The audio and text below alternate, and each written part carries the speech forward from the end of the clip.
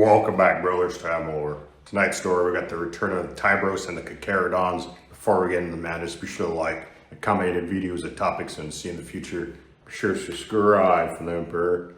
I want to thank you guys for the support. Y'all been killing it. Now, let's get to the video. We did not lose Nostramo. We became it. The words had been spoken by a dying legionary through a vox grill clogged with his own blood. The Imperium recorded them as confession. The Night Lords remembered them as scripture. Across the broken dark beyond the ghoul stars, beyond the common charts of frightened navigators and the sanctioned lies of administratum cartographs, there drifted a region where the stars seemed to burn with less conviction. It was not empty. Emptiness would have been cleaner. It was crowded with the refuse of old wars, with dead moons split open like skulls, with mining citadels cracked from pole to pole, with prison hulks chained together by cables thicker than hab towers, with derelict shrine barges still reciting prayers to congregations that had long ago become bone dust beneath their own pews.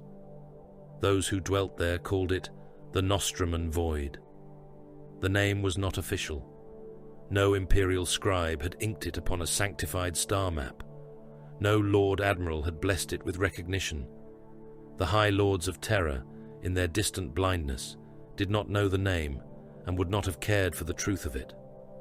To the Imperium, the region was a strategic infection, a corridor of raided convoys and failed compliance, a wound that would not clot. To the billions who labored there in darkness, it was the only sky they had ever known. They were born under dead suns and reactor glow.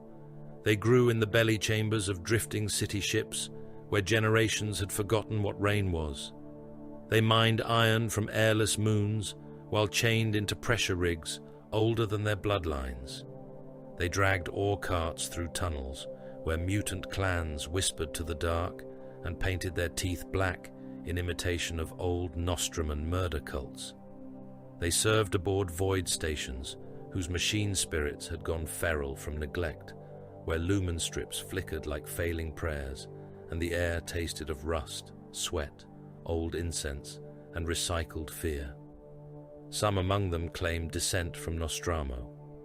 Perhaps they lied. Perhaps their grandsires had lied, and their grandsires before them, until the lie had become inheritance. They carried names with hard consonants and knife edges. They taught their sons that justice was a word used by those with enough guns to make cruelty sound lawful. They marked their dead with shards of black glass. They spat when the emperor was named, unless a confessor watched them. They feared the dark, and they worshipped it, and in this contradiction, they were more honest than most servants of mankind.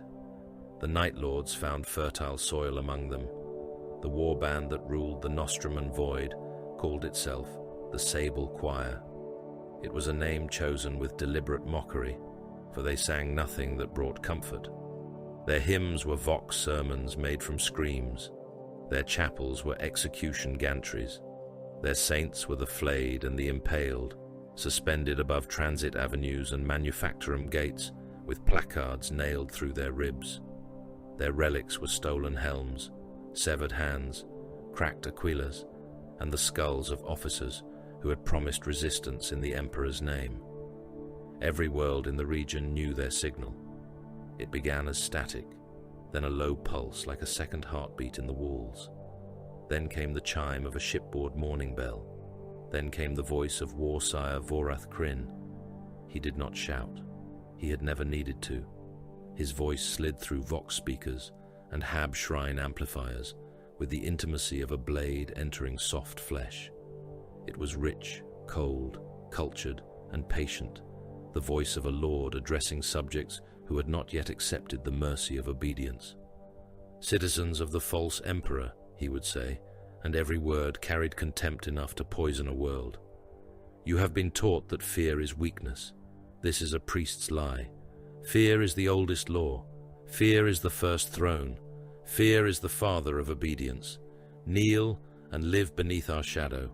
Stand and become instruction. Instruction followed quickly. On Ivrath Secundus, the planetary governor refused tribute. Krin had the man's palace seized during the 3rd hour of false dawn. The governor was not killed first. That would have been wasteful. His sons were taken to the balcony, overlooking the capital's processional avenue. His ministers were wired into the public address system by their teeth and spinal columns. His household guard was stripped, blinded, and released into the streets while night lords hunted them from the rooftops, with chains wards running low and wet. By dusk, the governor signed his surrender in blood drawn from his own opened veins. By nightfall, every statue of the emperor in the capital wore the faces of the governor's dead heirs. On Calthrax Minor, the manufactorum guilds declared loyalty to Terra and sealed their gates. Krin did not waste shells on their walls. He broadcast the names of every guildmaster's family member across the planet, then began returning those family members in sealed crates, 1 crate each hour, each marked with the exact minute of the next delivery. The guilds opened their gates before the 2nd day ended. Krin spared the machines. He burned the guildmasters alive inside their own accounting halls and let the workers watch until they understood the new tithe schedule. On the prison moon of Charon's Nail, the wardens attempted resistance. The Sable Choir descended without warning, midnight blue armor falling through the clouds on screaming jump packs. The revolt that followed lasted less than a night. By morning, the prisoners had been armed, the wardens had been butchered, and the moon had become a recruitment pit for void gangs, murder cults, and convict levies. Krin sent a message to the nearest Imperial bastion with the warden commandant's skull attached to the casing. Your criminals learn faster than your soldiers. This was how the Sable Choir governed, not through occupation alone, not through banners, tax seals, census writs, or the ponderous rituals of imperial rule. The Night Lords had no patience for the soft corruption of bureaucracy. They governed by certainty. Defiance would be witnessed. Punishment would be remembered. Every atrocity was measured, staged, recorded, and transmitted. Every execution was a lesson. Every corpse display was a law carved in meat. Mordrath Crin believed this with the devotion of a saint and the clarity of a murderer. Terror to him was not indulgence. It was not frenzy. It was not the crude hunger of the world eaters or the ecstatic rot of plague worshippers. Terror was mathematics. Terror was administration, stripped of parchment and pretense. A dead rebel hanging above a water market could achieve what 10,000 parchment edicts could not. A screaming child of a noble house could pacify a continent faster than an army of clerks. A city made to watch its protectors die badly would remember obedience for generations.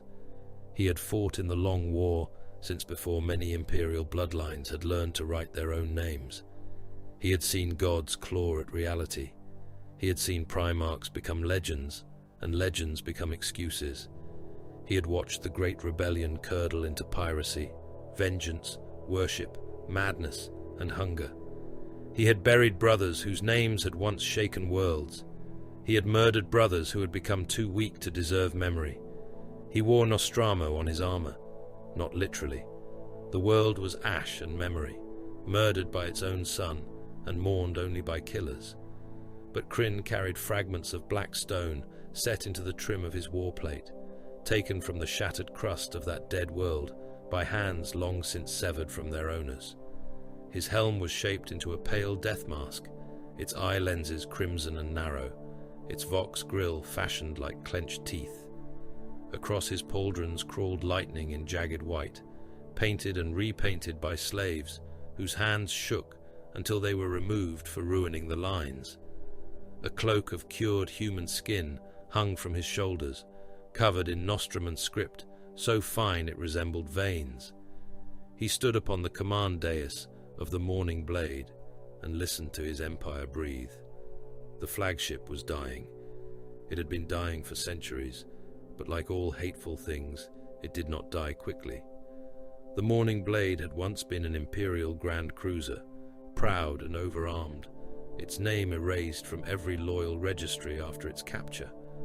Now it moved through the void like a wounded predator, too vicious to fall. Its spine was plated with scavenged adamantium from dead battleships. Its portside launch bays were grafted from a Mechanicus arc. Its prow had been rebuilt after some forgotten battle with the armored beak of an Imperial Navy carrier. Its plasma conduits leaked blue fire behind shrine walls made from bones. Its engines coughed radiation. Its machine spirit hated everything, including itself.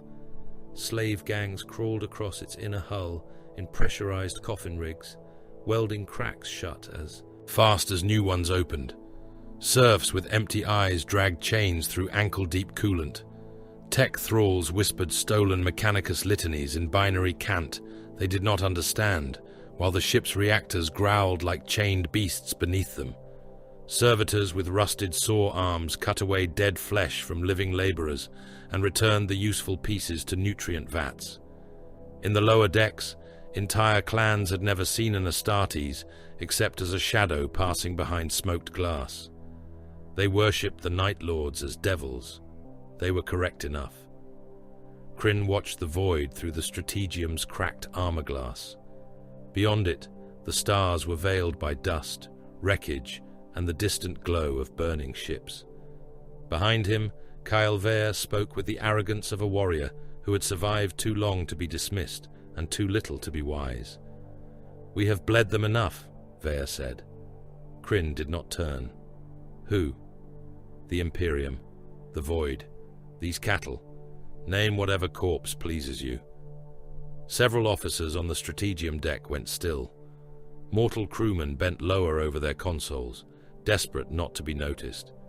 The bridge was vast and cathedral dark, lit by red lumen glow and the flicker of hololithic stars. Chains hung from the vaulted ceiling, each one ending in a skull, a helm, or a strip of preserved skin, marked with the name of a conquered station. Vare stood below the dais in midnight plate, his helm mag locked to his thigh.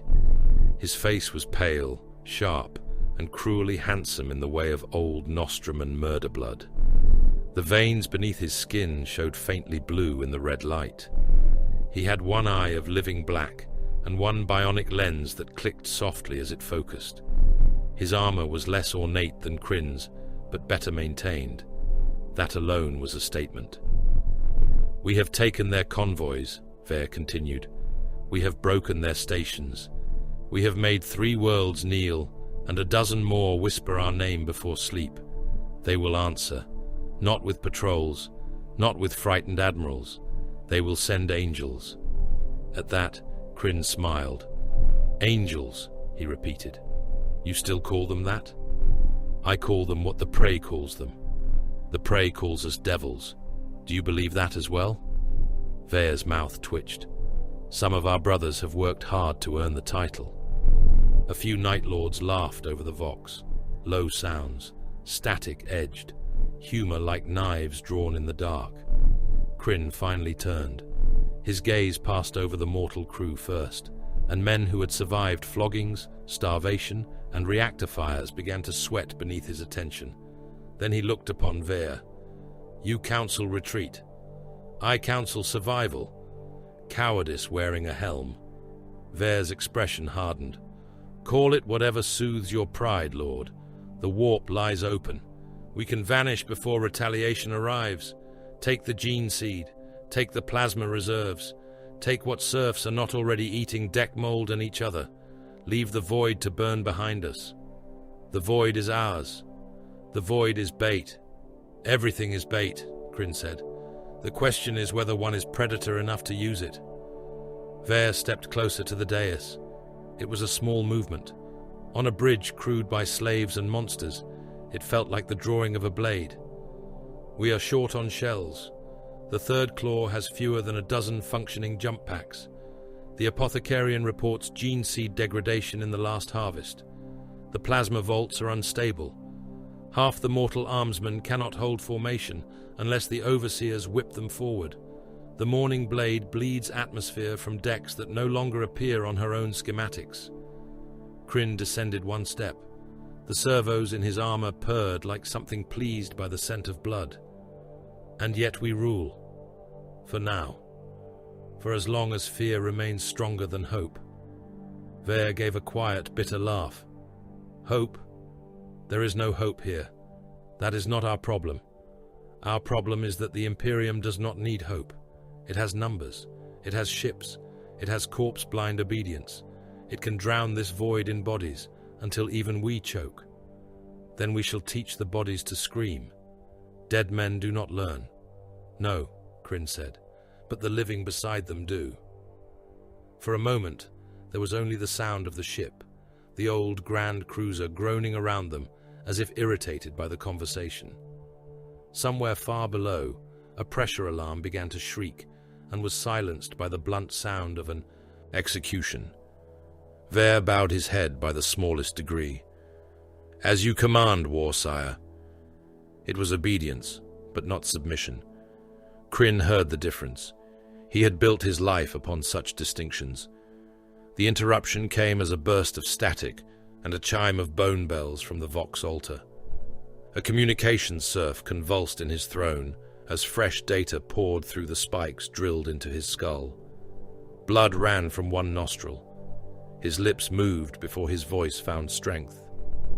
"Shrine convoy translated at the outer shoals, Lord.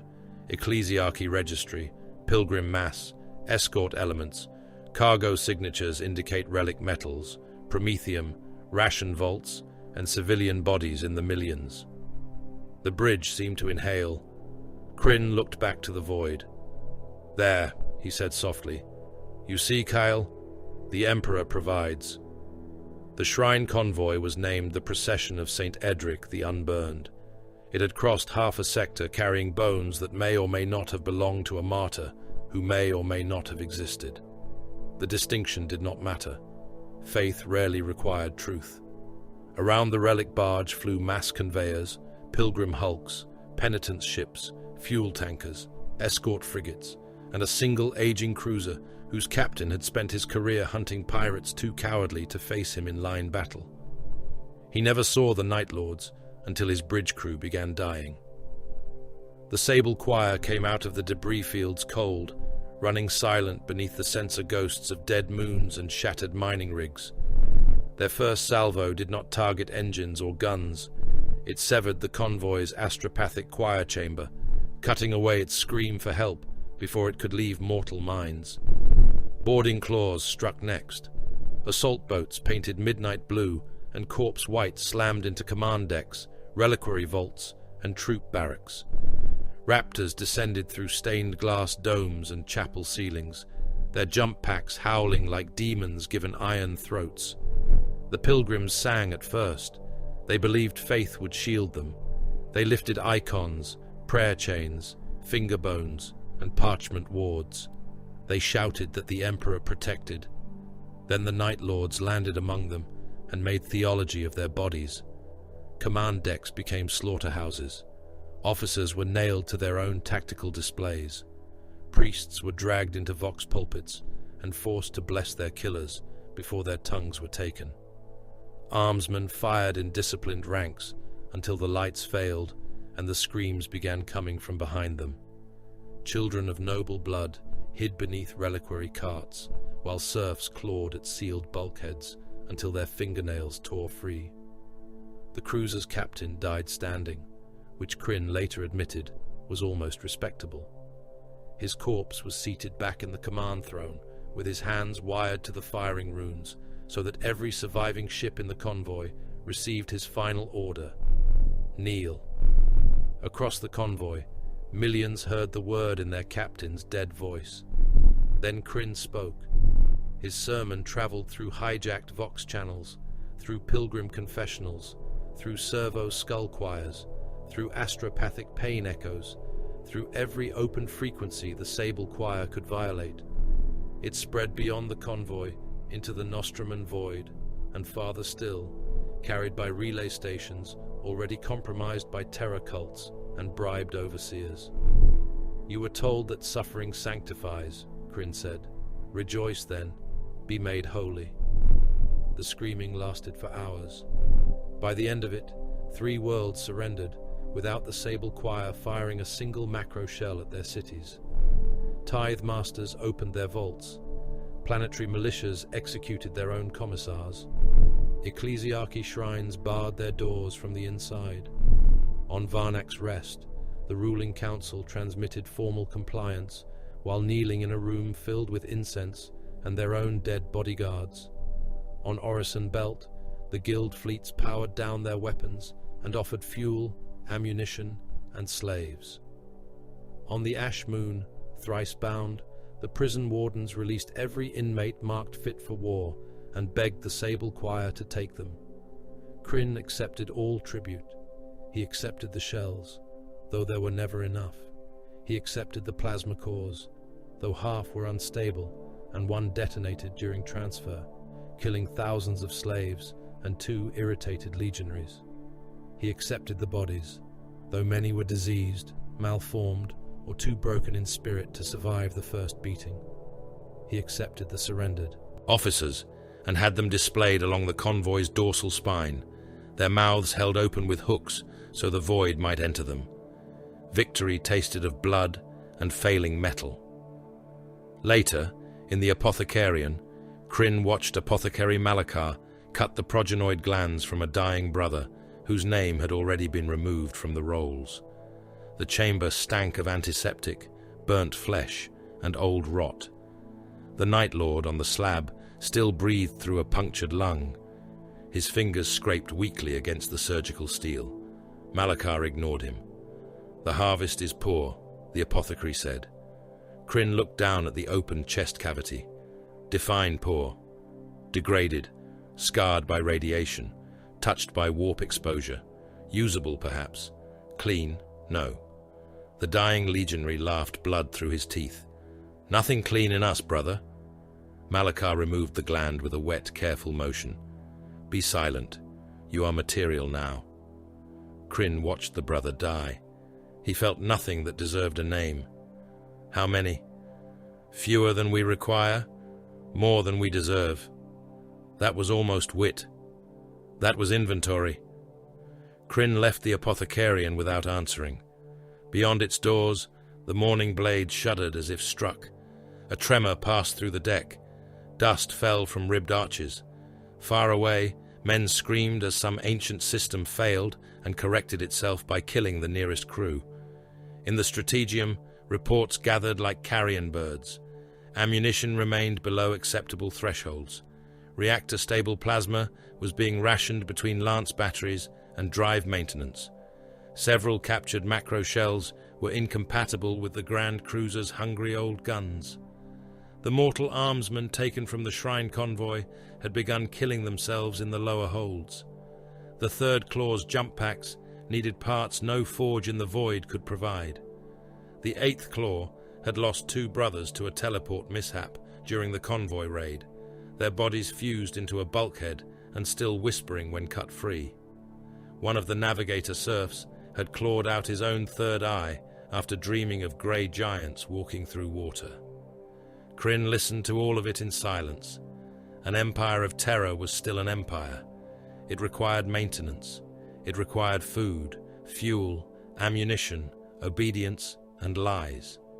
Fear could make worlds kneel, but it could not repair plasma coils. Screams could pacify billions, but they could not grow gene seed. Corpses could decorate a gate, but they could not hold a corridor when the bolters ran dry. The Sable Choir ruled the Nostramon void. The Sable Choir was rotting. Krin knew both truths and despised any mind too weak to hold them together. He returned to the armor glass and looked upon the stars again. The captured shrine convoy burned in the distance, not destroyed, but changed, its holy procession remade into a drifting monument of obedience. Bodies turned slowly in the void around it, frozen in attitudes of prayer, terror, and accusation. Their blood had boiled away. Their faces remained. Ver came to stand beside him, far enough to live, close enough to be heard. "They will come," he said. Krin's red eye lenses reflected the distant fires. "Let them. You want angels at the gate? I want witnesses. You may get executioners." Krin smiled inside his skull helm. All executioners believe themselves immune to fear. That is why they break so beautifully.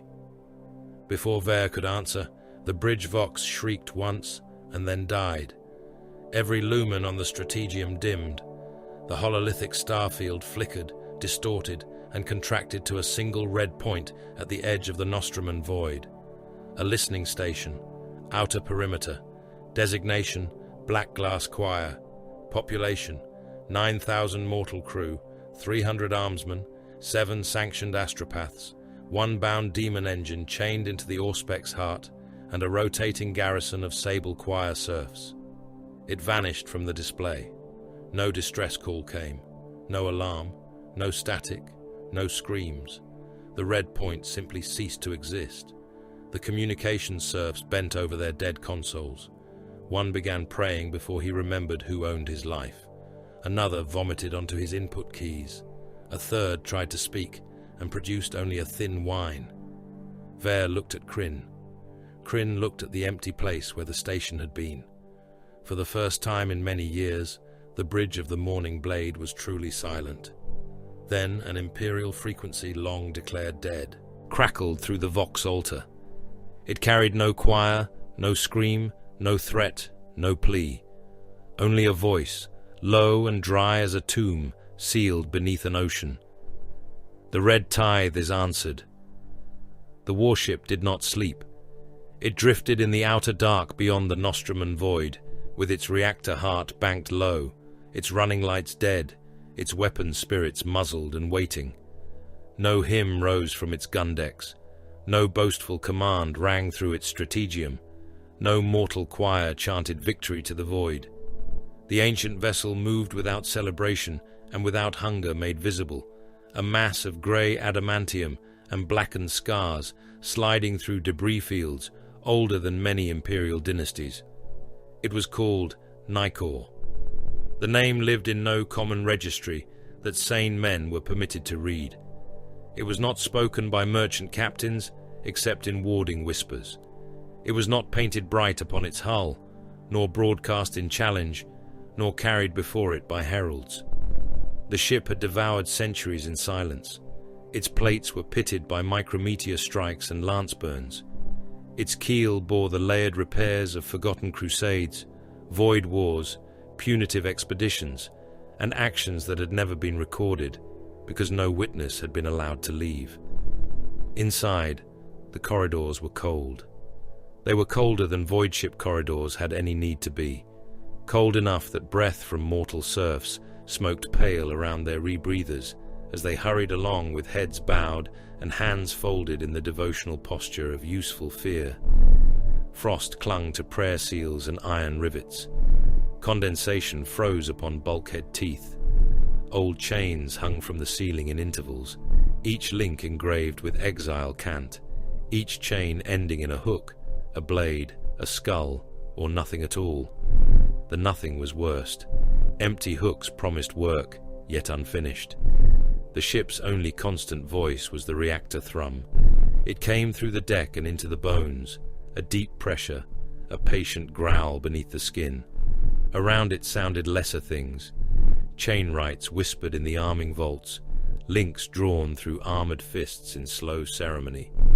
Servo skulls clicked softly as they counted ammunition and marked blood quotas on slates of black iron. Somewhere in the depths, armorium thralls intoned machine prayers over bolters laid in rows like dead children prepared for burial. In the apothecarian, gene vaults hummed beneath locks and purity seals. In the launch bays, boarding torpedoes waited in their cradles, black mouths sealed, guidance spirits dreaming of impact. The warriors of the Carcharodon Astra rested in void slumber. They stood rather than lay, locked into sarcophagus alcoves along the walls of the mustering decks, armored in grey and bone, helms bowed, gauntlets at rest upon weapons that had killed in the Emperor's name, and in the name of older, colder debts. Their breath came slow through grill and filter. Their hearts beat in measured discipline. Their armor did not gleam. It drank the little light permitted to touch it.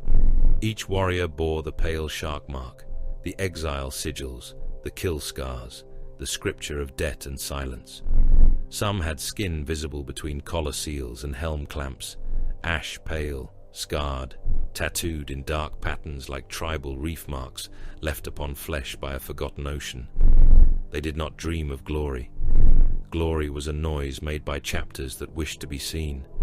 The Carcharodons endured. They hunted. They took. They returned to the outer dark and waited for the next tithe to be called. In the strategium of Nicor, silence had weight. The chamber was vast, but it had none of the ornamented arrogance of imperial flagships. No golden saints looked down from vaulted arches. No cherubim fluttered on vat-grown wings. No choir pit rose in tiers of velvet and bone. There were only iron pillars, hololithic projectors, void charts, weapon runes, and the cold iconography of a chapter that had long ago learned to live without applause. The air tasted of salt metal and sacred oil. The floor was worn where armored feet had stood through councils that decided the extinction of cities.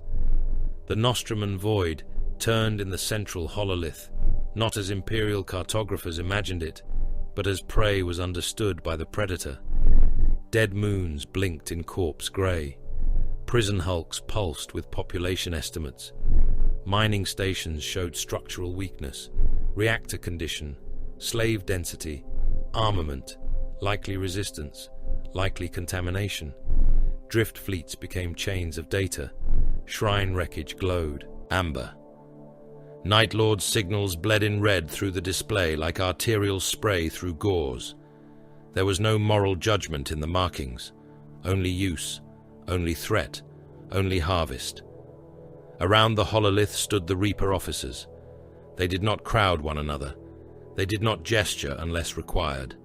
They spoke as men speak beneath deep water, sparingly, with pressure upon every word. Their armor was marked for command by old scars and tooth fetishes, by exile script cut into ceramite, by kill tally notches too numerous to count without reverence. Their helms remained sealed. Their voices emerged as low vox pulses, stripped of ornament. Reaper Prime Arak Mahan stood with one gauntlet resting on the edge of the hololith well. His helm lenses were dark red, dim as coals beneath ash. "The Sable Choir broadcasts before each compliance action," he said. "They seed fear through relay stations, captured shrine bands, corpse vox, astropathic trauma echoes. They do not merely strike, they instruct." Across from him, Void Brother Hecaton answered, "By the Void Father, instruction requires students." Another officer inclined his helm. "By exile, students require survival." The hololith shifted. Fragments of captured Night Lord's transmissions flickered in the air, faces contorted in pain, command decks painted in blood, governors kneeling, priests screaming benedictions through broken jaws. Children of noble houses held before lenses so whole worlds could watch what resistance purchased. The images passed without comment. The Carcharodons studied them as they might study wind direction, current, scent. "They need witnesses," Arak Mahan said. "They preserve enough life to carry terror outward. Their violence is not wasteful. It is cultivated." "By hunger," murmured another Reaper. "Then deny them witnesses." "By silence," said Hecaton. The words settled into the chamber like thrown blades. Then Tyberos entered. No horn announced him. No herald cried his titles. The doors did not open with pageantry. They parted because he was there, and all things that wished to remain whole made way. He was immense. Even among Adeptus Astartes, even among the gene-wrought killers of the Carcharodons, Tyberos the Red Wake seemed less a warrior than a verdict-given mass. Tactical dreadnought plate encased him, ancient, brutal, modified beyond standard pattern by artificers who had served in darkness and died nameless. His armor was the color of storm surf under a dead sky, scarred by centuries of war. Its edges bore the wear of void actions, boarding massacres, Xenos hunts, and punishments carried out where no imperial witness had stood. His helm was monstrous and blunt, its lenses burning a deep, predatory red. Hunger and slake rested upon him. The paired weapons were not decoration. They were appetite disciplined into iron. Lightning claws and chain blades, sacred murder tools, relics of close butchery, each tooth and talon carrying old oils and older blood. They had opened warlords, beasts, traitors, mutants, tyrants, saints, and things that had never been meant to wear flesh. They did not hum. They did not snarl. Their machine spirits waited beneath restraint, and that waiting was more terrible than noise. The reapers bowed their helms. Tyberos moved to the hololith. His steps were slow. Each one sounded like a sealed door closing on the condemned. Mortal strategium thralls pressed themselves lower into their work pits. One began to tremble so violently that his stylus scratched nonsense across a slate. No one corrected him. He was not important enough to punish yet. The chapter master looked upon the Nostramon void. He did not look angry. Anger was heat. Tyberos was pressure in the abyss, cold enough to crush without flame. Arak Mahan spoke first. The outer station is ended. Black glass choir. No alarm. No survivors confirmed. The message was received. Tyberos did not answer at once. The hololith showed the vanished station as a hollow mark. Around it, probable Night Lord's sensor nets adjusted in crawling red lines, confused by the absence of sound. The 8th Legion had expected fear, resistance, panic, warning, or the insult of defiance. They had received deletion. At last, Tyberos spoke. Good. It was not approval as lesser commanders gave it. It was a stone placed upon a grave. A mortis adept, more machine than man, lifted a bundle of parchment data strips with trembling, augmetic fingers. Population estimates, Lord. Across the void, bonded labor stock in excess of several billion. Mutant clans unnumbered. Penal and pilgrim remnants. Severe contamination probable. Nostraman descendant strains identified among lower hive decks, station warrens, and void guilds. Compliance viability uncertain. Tyberos turned his helm by a fraction. Usefulness. The adept swallowed. Limited, Lord. Some youth stock may be viable for tithe screening. Industrial labor recoverable, where not corrupted beyond obedience. Officer classes compromised. Ecclesiarchy survivors psychologically damaged. Many populations exposed to Night Lord's command rituals, corpse displays, and heretic vox sermons. Mark them. By what grade, Lord? Arak Mahan answered for him. Compromised, useful, expendable. The adept's quill scratched across parchment. No one spoke of rescue. There were men in the Nostramon void who prayed for deliverance. There were prisoners chained in Night Lord's manufactoria who whispered to the Emperor in the dark until their tongues dried in their mouths. There were void-born children who had never known any god but fear, and any law but the descending claw. There were guild crews who would have wept to see the Aquila and fallen to their knees before grey armoured angels.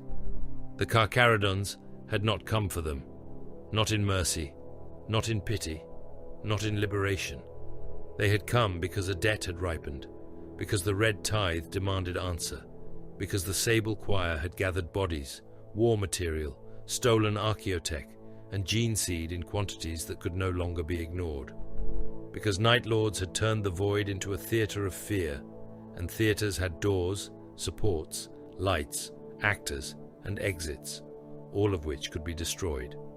Because the Imperium survived not by saving every soul, but by deciding which deaths purchased the next dawn. Tyberos looked at the map as if it were already dead. Arak Mahan shifted the display. Lines appeared between outlying stations. Their terror pattern is radial. The Sable Choir establishes a kill, records obedience, then feeds the memory outward through relays. Each massacre is made larger by repetition. Their victims surrender before the next blade falls. They want the prey to know, said Hecaton. Always, Arak Mahan replied. They announce themselves as punishment. They want the dark to speak before they emerge from it. A low vox murmur passed among the council. By hunger, that is vanity. By silence, it is weakness. Tyberos raised one clawed gauntlet, barely. The murmur ended.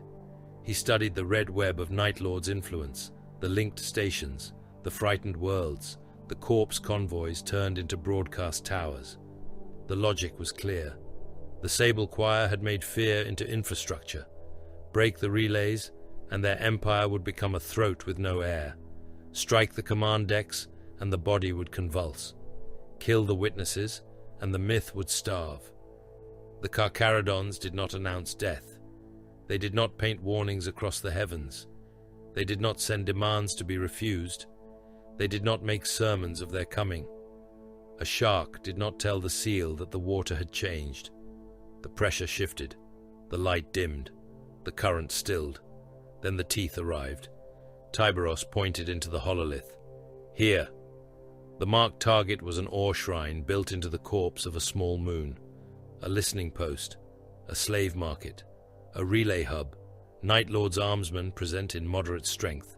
One claw of traitor Astartes likely. Population, several million.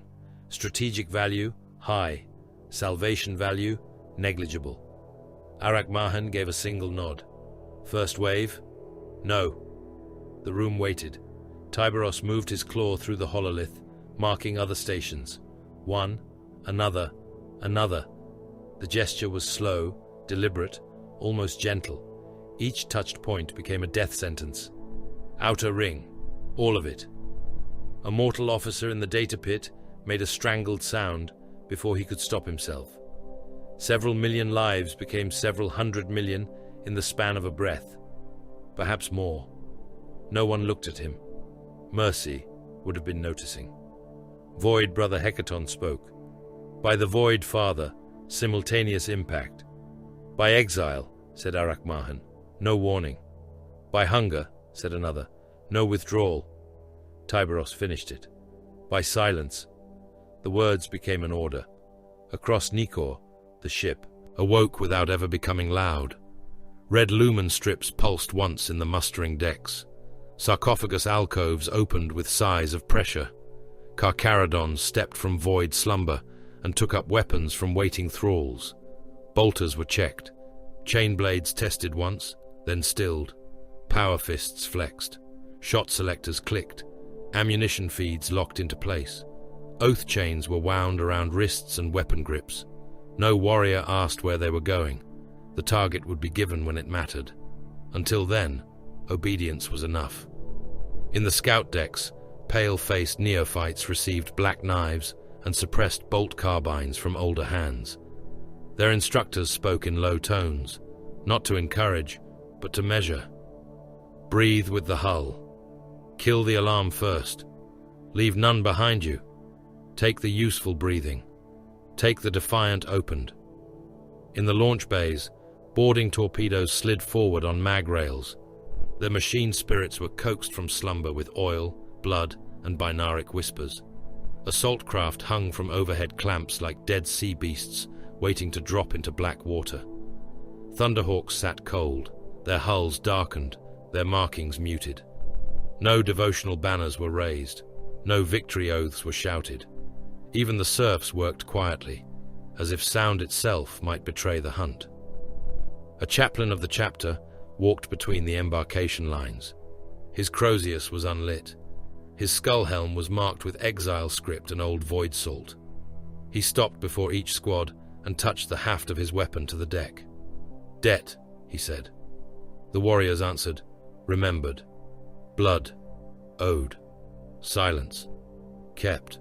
He moved on.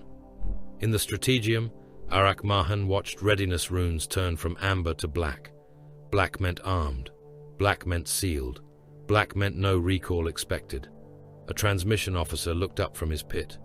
"Lord, Night Lord's channels continue wide-spectrum interrogation. They seek origin of the Black Glass Choir silence. They accuse rival warbands. They threaten unknown raiders. They demand answer." Tyberos did not look away from the hololith. "Give none. Their Warsire speaks now." The officer allowed the sound through at minimal volume. Mordrath Crin's voice entered Nikor like perfumed poison. "To the thing hiding in my dark," the Night Lord said, each word velvet wrapped around a razor. "You have touched what is mine. You have taken one note from my choir and mistaken silence for victory. Come then, let us educate one another. I will teach you fear. You may teach me whether Loyalists still die begging." No one in the strategium reacted. No anger, no laughter, no insult. The voice continued, shaping threats into art, promising punishments, naming ancient grievances, invoking Nostramo, curse, betrayal, the corpse emperor, the long war, and the inevitability of fear. It was a fine performance. In another chamber, before another enemy, it might have worked. Tyberos listened until the transmission ended. Then he said, "He requires answer." Arak Mahan inclined his helm. "Shall one be sent?" "Yes." The Reaper Prime waited. Tyberos turned from the hololith and began to walk toward the strategium doors. His weapons remained still at his sides. The thralls bowed so low their brows touched cold iron. The Reapers followed in his wake like lesser shadows cast by a greater darkness. At the threshold, Tyberos paused. His voice was a whisper, yet every vox bead in the chamber carried it. Every command deck heard it. Every launch bay received it. Every warrior sealed into assault craft listened as the words entered his helm. No warning, no withdrawal. Take their throats. That was the answer. Nikor did not fire a broadside. It did not ignite the void with challenge. It did not cast its name across the stars. Instead, its launch bays opened like wounds in a dead leviathan. Hundreds of craft slipped free, cold and lightless, their engines masked, their hulls black against black. Boarding torpedoes drifted first, patient spears aimed at the hearts of stations. Scout cutters followed through asteroid shadows. Thunderhawks came last, silent under power restraint, carrying grey warriors who waited without prayer and without fear. They moved through the debris fields of the Nostramon void as fragments of the dark itself. Ahead, the Night Lord's listening posts continued to search for an enemy that had already begun to arrive. Station Maledict 9 had been an asteroid before men taught it suffering. It drifted at the edge of the Nostramon void, with its mineral heart hollowed out and replaced by decks, shrines, gun galleries, slave warrens, ammunition vaults, corpse chapels, and the old iron organs of a relay fortress. From the outside, it resembled a jagged shard of dead night, black stone armored in plates of scavenged adamantium, its surface bristling with antennae, lance nodes, defense turrets, auspex thorns, and docking claws large enough to seize pilgrim hulks by the spine. Red lumen fires burned in cracks across its skin. Exhaust vents coughed chemical vapor into space. Chains as thick as Hab avenues hung from its underside, each link carrying frozen bodies bound to the metal by wire and hook, offerings to the void and warnings to all who passed within range of its guns. The Night Lords had improved it. They had taken what the Imperium made ugly through necessity and made it obscene by choice. They had raised vox masts from the central crater, towers of black iron and bone that pierced the station's upper skin like spearheads driven through a skull. Thousands of captives had been nailed to those masts.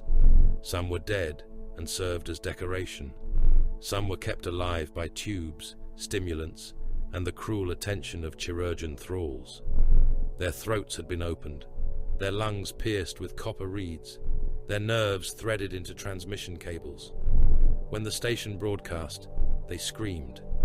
When the Sable Choir sent warning, sermon, or command through the void, the captives gave the signal flesh. Maledict 9 did not speak in static. It howled. Within the asteroid, beneath the vox masts and gun decks, beneath the command galleries where Night Lord sergeants watched the void through blood-filmed screens, the central ossuary stretched from one side of the station to the other. It had once been a loading vault for ore haulers. Now it was a cathedral of remains. Bones mortared the walls. Skulls hung from chains in long, swaying curtains. The floor was made from cracked plasteel grates, beneath which the dead lay in heaps, old and new, dry and wet, sacred and meaningless. Vox horns shaped from human ribs lined the pillars. They whispered old punishments in Nostraman, Low Gothic, and the broken dialects of slave worlds that no longer existed. In that ossuary, the Night Lords kept the station's lesson. There were imperial officers impaled above the central nave, their uniforms preserved beneath layers of dried blood. There were priests wired into confession thrones, heads lolling, mouths still moving around prayers no one heard. There were armsmen suspended from hooks by the meat of their backs, blindfolded with strips torn from regimental banners. There were children of guild nobility, locked in iron cages high above the floor, kept alive long enough to become symbols, and then forgotten by the men who had made them such. Their bones rattled when the station trembled. The mortal slaves of Maledict 9 moved beneath all of it in chains. They loaded shells. They scrubbed blood. They carried water. They dragged corpses from one display to another when the old arrangements no longer pleased their masters. They were born in the lower dark and died there, and most never saw the stars except as cold glints reflected in the lenses of Night Lords' helms. They knew the sound of punishment. They knew the sound of hunger. They knew the sound of a legionary's bootfall. They did not know the sound of the Carcharodons. The first of the Grey Hunters entered through a coolant vein that had not appeared on the station's active schematics for generations. It had been forgotten by the machine spirit, sealed behind rust, bone growth, and frozen chemical residue. The Carcharodon scouts found it because forgotten wounds were still wounds, and the chapter had long experience in entering dying things through places no defender wished to remember. They came without light. Their armor was dull grey, marked in black and white, worn smooth at the edges by void action and close passage through ship guts. Suppressed bolters rested against their chests. Combat blades hung low. Rebreathers clicked softly beneath sealed helms. Their movements were neither hurried nor hesitant. They slid through the coolant artery one by one, boots finding purchase on frost-slick metal, gauntlets steady against the pipe walls, eyes drinking heat signatures through layers of filth and stone. The first sentry died with his mouth still closed. He was a mortal armsman in flak plate, painted midnight blue, standing beneath a dripping valve and listening to a slave coughing somewhere beyond the bulkhead. A grey hand emerged from the dark and caught his jaw. A blade entered beneath his ear and severed the life from him before his nerves could send warning to his fingers. The scout lowered him gently, turned his body to face the wrong corridor, and moved on. The second died beside a prayer wheel dedicated to the murdered Primarch of the 8th Legion. His throat opened beneath a knife edge. His corpse was left seated, head bowed, weapon across his knees, facing away from the direction of the attack. The third managed to blink before a bolt round punched through the back of his skull and turned his face into a red mist across the wall. The scout who fired caught the body before it fell, dragged it into a maintenance niche, and turned it carefully toward the wrong access hatch. Each corpse lied. Each dead man became a false mark upon the Night Lord's Auspex logic. Heat decay, blood spread, weapon angle, fall direction, all of it misled the station's watchers. The Carcharodons killed the men, and then killed the truth of how they had died. Behind them came more scouts, then kill teams in heavier plate, then breaching cadres carrying melter charges, chain axes, and void-sealed murder tools blessed in silence aboard Nikor. They entered through waste ducts, coolant veins, forgotten ore chutes, and the long, cracked throat of a decompressed docking umbilical. They did not speak unless the words served death. They did not broadcast. They did not mark walls. They did not leave warnings. In the command gallery above the ossuary, Kyle Vare watched the first alarms bleed red across the slate. He had been on Maledict 9 for less than a day, sent by Krin to assess the outer defences after the disappearance of Black Glass Choir. He disliked the station, not because it was cruel. Cruelty had uses. He disliked it because it was loud. Its corridors groaned with too many dead. Its overseers trusted fear as lesser men trusted armor. Its mortal garrison had learned to flinch beautifully and fight poorly. Its vox masts screamed so often that even the Night Lords stationed there had grown dull to the music of pain. Vare stood beneath a banner made from tanned skin and watched icons fail. "Report," he said. A mortal officer bent over the Auspex pit. The man's head had been shaved and tattooed with lightning bolts in imitation of his master's. He smelled of fear and cheap stimulants. "Lower coolant decks show intrusions, Lord. Multiple heat signatures. Slave revolt probable. Sentry patrols not responding." Vare looked at the display. Slave revolts do not turn corpses away from their own advance. The officer swallowed. "Lord, seal the lower arteries. Wake the raptors." The order moved through the station like a blade through cloth. In the vaults above the ossuary, jump packs snarled awake. Night Lord's raptors rose from crouches and shrine alcoves, midnight armor daubed with old blood, helms fashioned into fanged death masks, claws and chain blades rattling as their machines drank promethium. They were killers of the old doctrine, born for dissent, terror, and the sudden ruin of men who thought height or darkness could protect them. Their vox grills carried shriek modules tuned to tear fear from mortal nervous systems. Their jump packs were painted with lightning and grave script. Some had skins hanging from their armor in stiff pennants. Some wore the hands of dead officers chained to their belts. Their champion, Dravor the Thrice-Hanged, laughed as he sealed his helm. "Mortals in the drains," he voxed. "How desperate the Loyalists become." Vare's voice answered across the command channel. "Do not assume mortals." Dravor laughed again. "Then something better dies."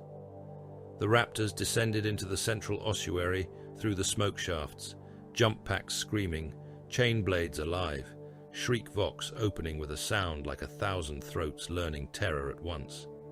The ossuary filled with black wings, blue armor, and the red glare of predatory lenses. Bone curtains shattered under the wash of their descent. Caged captives convulsed. Slaves collapsed screaming, hands clamped over ears as blood ran between their fingers. Dravor landed atop a mound of skulls and spread his claws. "Come out, little rats. Your lords have arrived." The smoke moved. Grey shapes stood within it, not running, not cowering, not lifting hands in surrender. Carcharodons emerged in silence from behind pillars of bone, from beneath broken grates, from the shadow of corpse altars. Bolters rose. Target runes met helm lenses. For one breath, the raptors stared at warriors who did not flinch before the shriek. Then the ossuary became war. Bolt fire hammered the dark. Mass reactive shells burst against ceramite, bone walls, and meat displays. The first raptor took 2 rounds through the chest and came apart backward, his jump pack igniting as he slammed into a pillar and showered the floor with burning fragments. A Carcharodon lost half his helm to a chain blade sweep and killed his attacker by driving a combat knife through the Night Lord's throat seal, twisting until the blade scraped spine. Another grey warrior caught a descending raptor by the ankle and smashed him into the floor hard enough to break the corpse layer beneath the grate. The Night Lord's jump pack roared uselessly as the Carcharodon stamped down and crushed his helm into the skulls below. The Night Lords fought like murder given wings. They cut the lights. Chemical darkness poured from vents, thick and oily, swallowing lumen glow and turning the ossuary into a blind pit of echoes. Shriek vox pulses burst through the smoke in waves meant to rupture courage. Raptors leapt from pillar to pillar, firing pistols, dropping grenades, dragging hooked chains across armor to pull enemies off balance. They laughed over open channels. They mimicked distress calls. They projected the recorded screams of captives in Loyalist battle cant. They used every trick of terror doctrine, every old lesson of Nostramo's allies and the Legion's compliance wars. The Carcharodons answered by becoming less human than fear. They did not chase the voices. They did not answer the laughter. Their helm filters killed most of the sonic assault, Their squad formations contracted, not in panic, but in predatory geometry. Fire lanes overlapped. Kill zones formed in the murk. One squad knelt, while another fired above them. A third advanced through the corpse layer with chain axes low, cutting Night Lords from the smoke whenever jump packs flared hot on prey sight. They fought close because close was certain. They took wounds without drama. They killed without ornament. Dre'vor saw one of them beneath the broken Aquila. The relic had been built by the Night Lords from the bones of imperial pilgrims, a mockery of the two-headed eagle rising over the ossuary's central altar. Its wings were rib cages. Its heads were child skulls, shaped with wire and wax. Its claws were finger bones. Dre'vor vaulted to the altar, seized the bone Aquila in both hands, and tore it free from its mounting with a crack of snapping femurs. "Look, Loyalist," he voxed, holding it high. "Your carrion god has brittle wings." He crushed one skull head in his clawed fist. A Carcharodon turned toward him. Dre'vor opened his shriek grill, amplifying his laughter until slaves fell bleeding from the ears. He waited for rage. A charge, a curse, a shouted oath to the Emperor, something bright and foolish and breakable. The grey warrior came at him without a word. Dre'vor struck first, chainblade screeching against the Carcharodon's pauldron, carving sparks and ceramite dust. The Loyalist did not slow. He drove a shoulder into Dre'vor's chest and smashed him backward into the altar. Bone exploded around them. Dre'vor's claws raked across the Carcharodon's helm, gouging deep scars through the shark mark. The grey warrior clamped one gauntlet around the Night Lord's wrist, broke it with a wet crack inside the armor joint, then seized Dre'vor by the throat. "No sermon?" Dre'vor spat through static.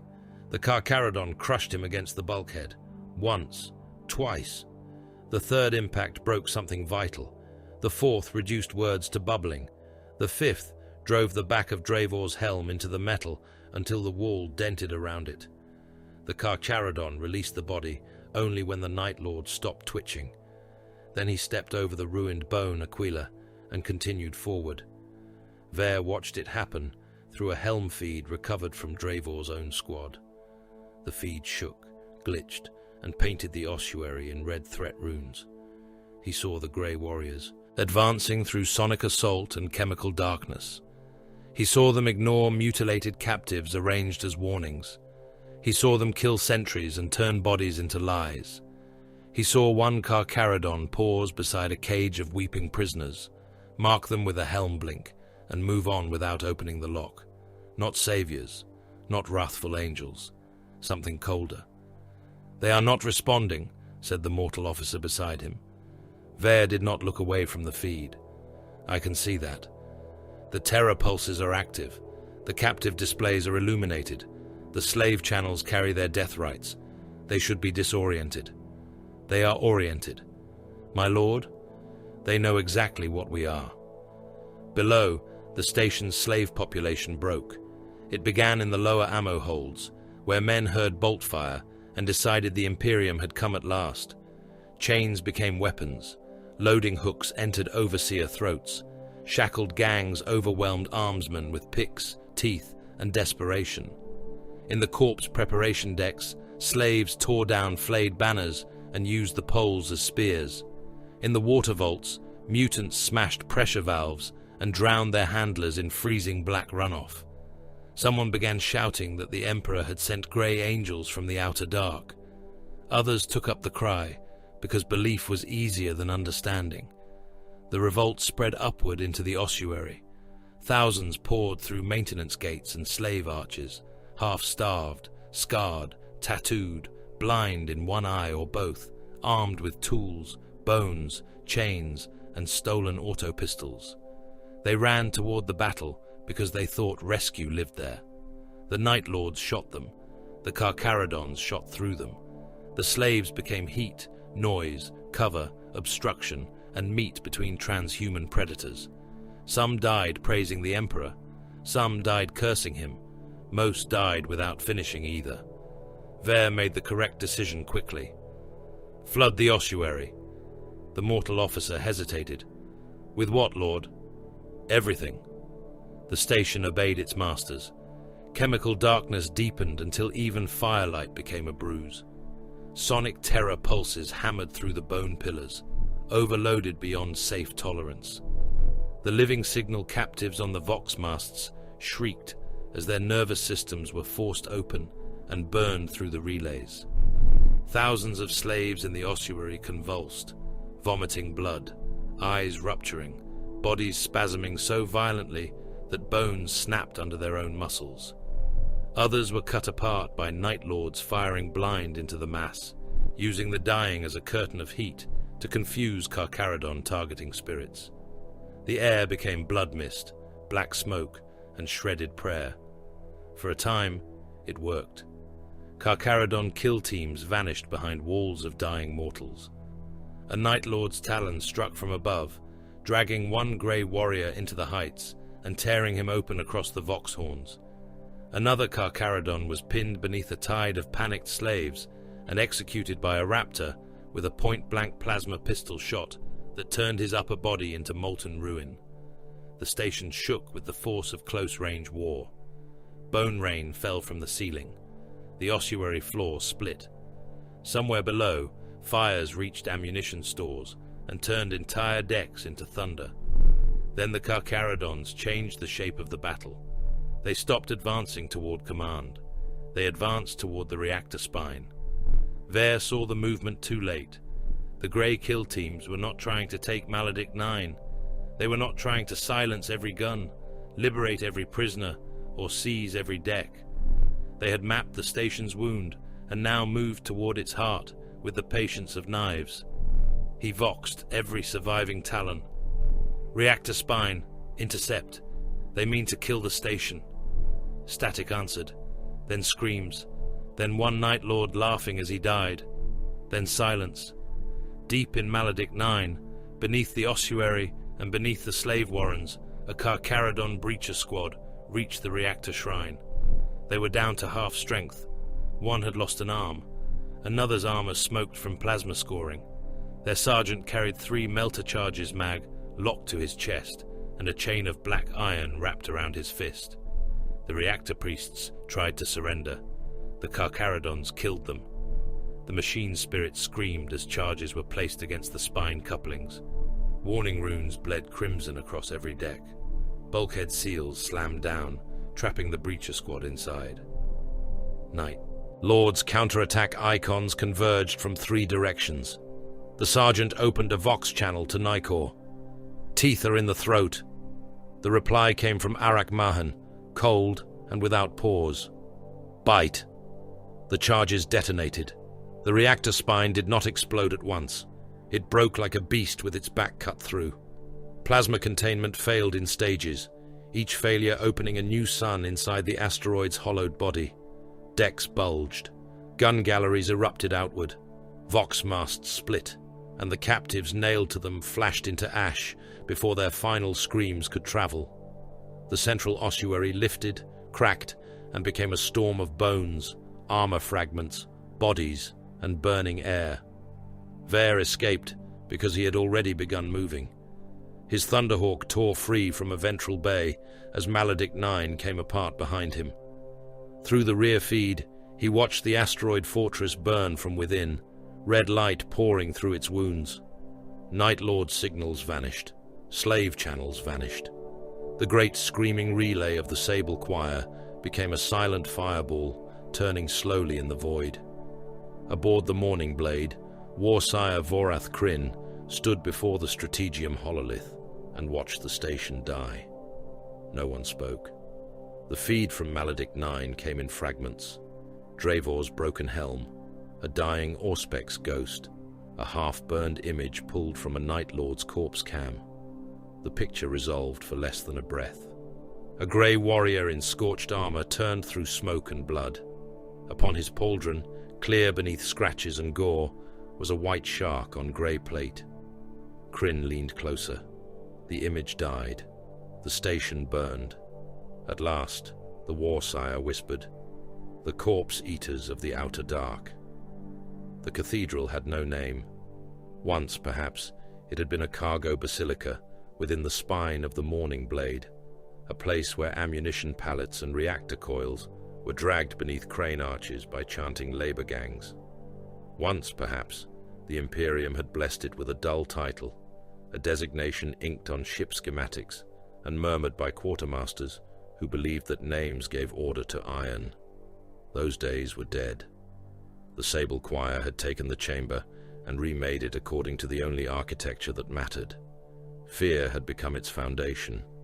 Ship ribs arched overhead in blackened curves, stripped from Loyalist cruisers and welded into place by slaves who had died before the work was complete. Between those ribs hung banners of flayed skin, cured thin and pale, each one inscribed with Nostraman scripture, execution dates, compliance tallies, and the final words of men who had thought defiance would give their deaths meaning. Broken statues of the Emperor lined the nave, dragged from conquered shrines and mutilated with exquisite patience. Some had no heads, some had too many, skulls nailed and fused into the shattered marble. One stood with its stone hands outstretched, palms filled with the severed tongues of confessors preserved in amber. At the far end, beneath a window of armored glass, looking into the wounded void, Warsire Crin sat upon a throne made from the command chairs of defeated captains. Around him gathered the captains of the Sable Choir. They came in midnight plate and lightning marks, helms carried beneath their arms or sealed over pale, corpse-hungry faces. They came with trophies hanging from chains, with skin cloaks, with bone charms, with cracked imperial medals worn as insults. They came limping from wounds taken at Maledict 9, or pretending not to limp, because weakness had a scent, and every warrior in the chamber had been raised to taste it. They came angry, they came amused, they came afraid, though none would have named the feeling honestly. Kael Ver stood to Krin's right, silent and watchful, one black eye and one bionic lens moving over every brother in attendance. Above them all, the ship groaned. The Morning Blade had not enjoyed the loss of Maledict 9. Its machine spirit had screamed through the conduits when the station died, not from grief, but from the irritation of a wounded empire losing one of its listening ears. Since then, the Grand Cruiser had moved deeper into the debris shadow of a dead moon, bleeding radiation from its flank, running on reduced plasma draw and old hatred.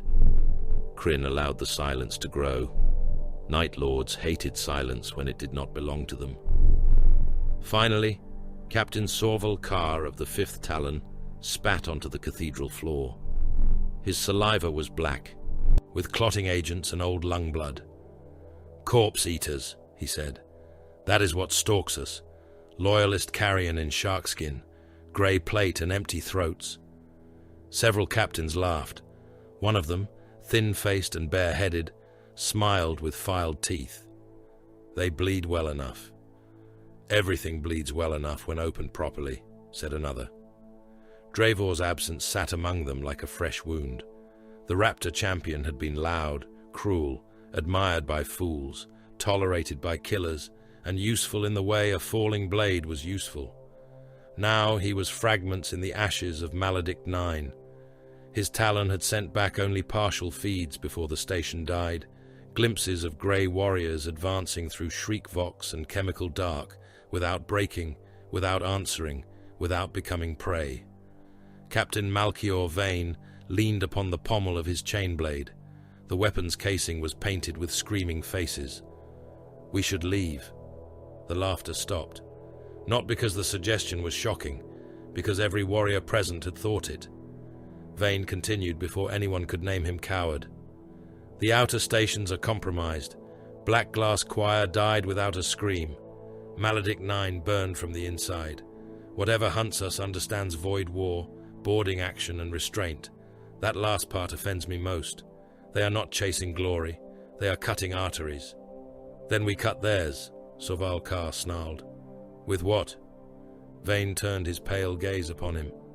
"3rd Talon is half strength. 5th Talon spends ammunition, as if the War Master still feeds our magazines. The forge decks cough slag. The plasma vaults sing like they wish to become suns. Our mortal stock is frightened enough to obey, but too frightened to fight well.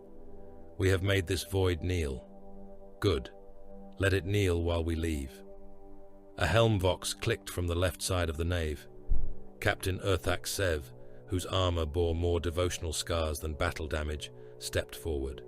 He smelled of incense and warp ozone. There are other answers. Krin's gaze shifted to him. No one else moved. Urthak spread his hands. The fingers were long, the nails blackened, the gauntlets etched with marks that had not belonged to the 8th Legion in better centuries. The powers beyond the veil respect fear. They fatten upon it.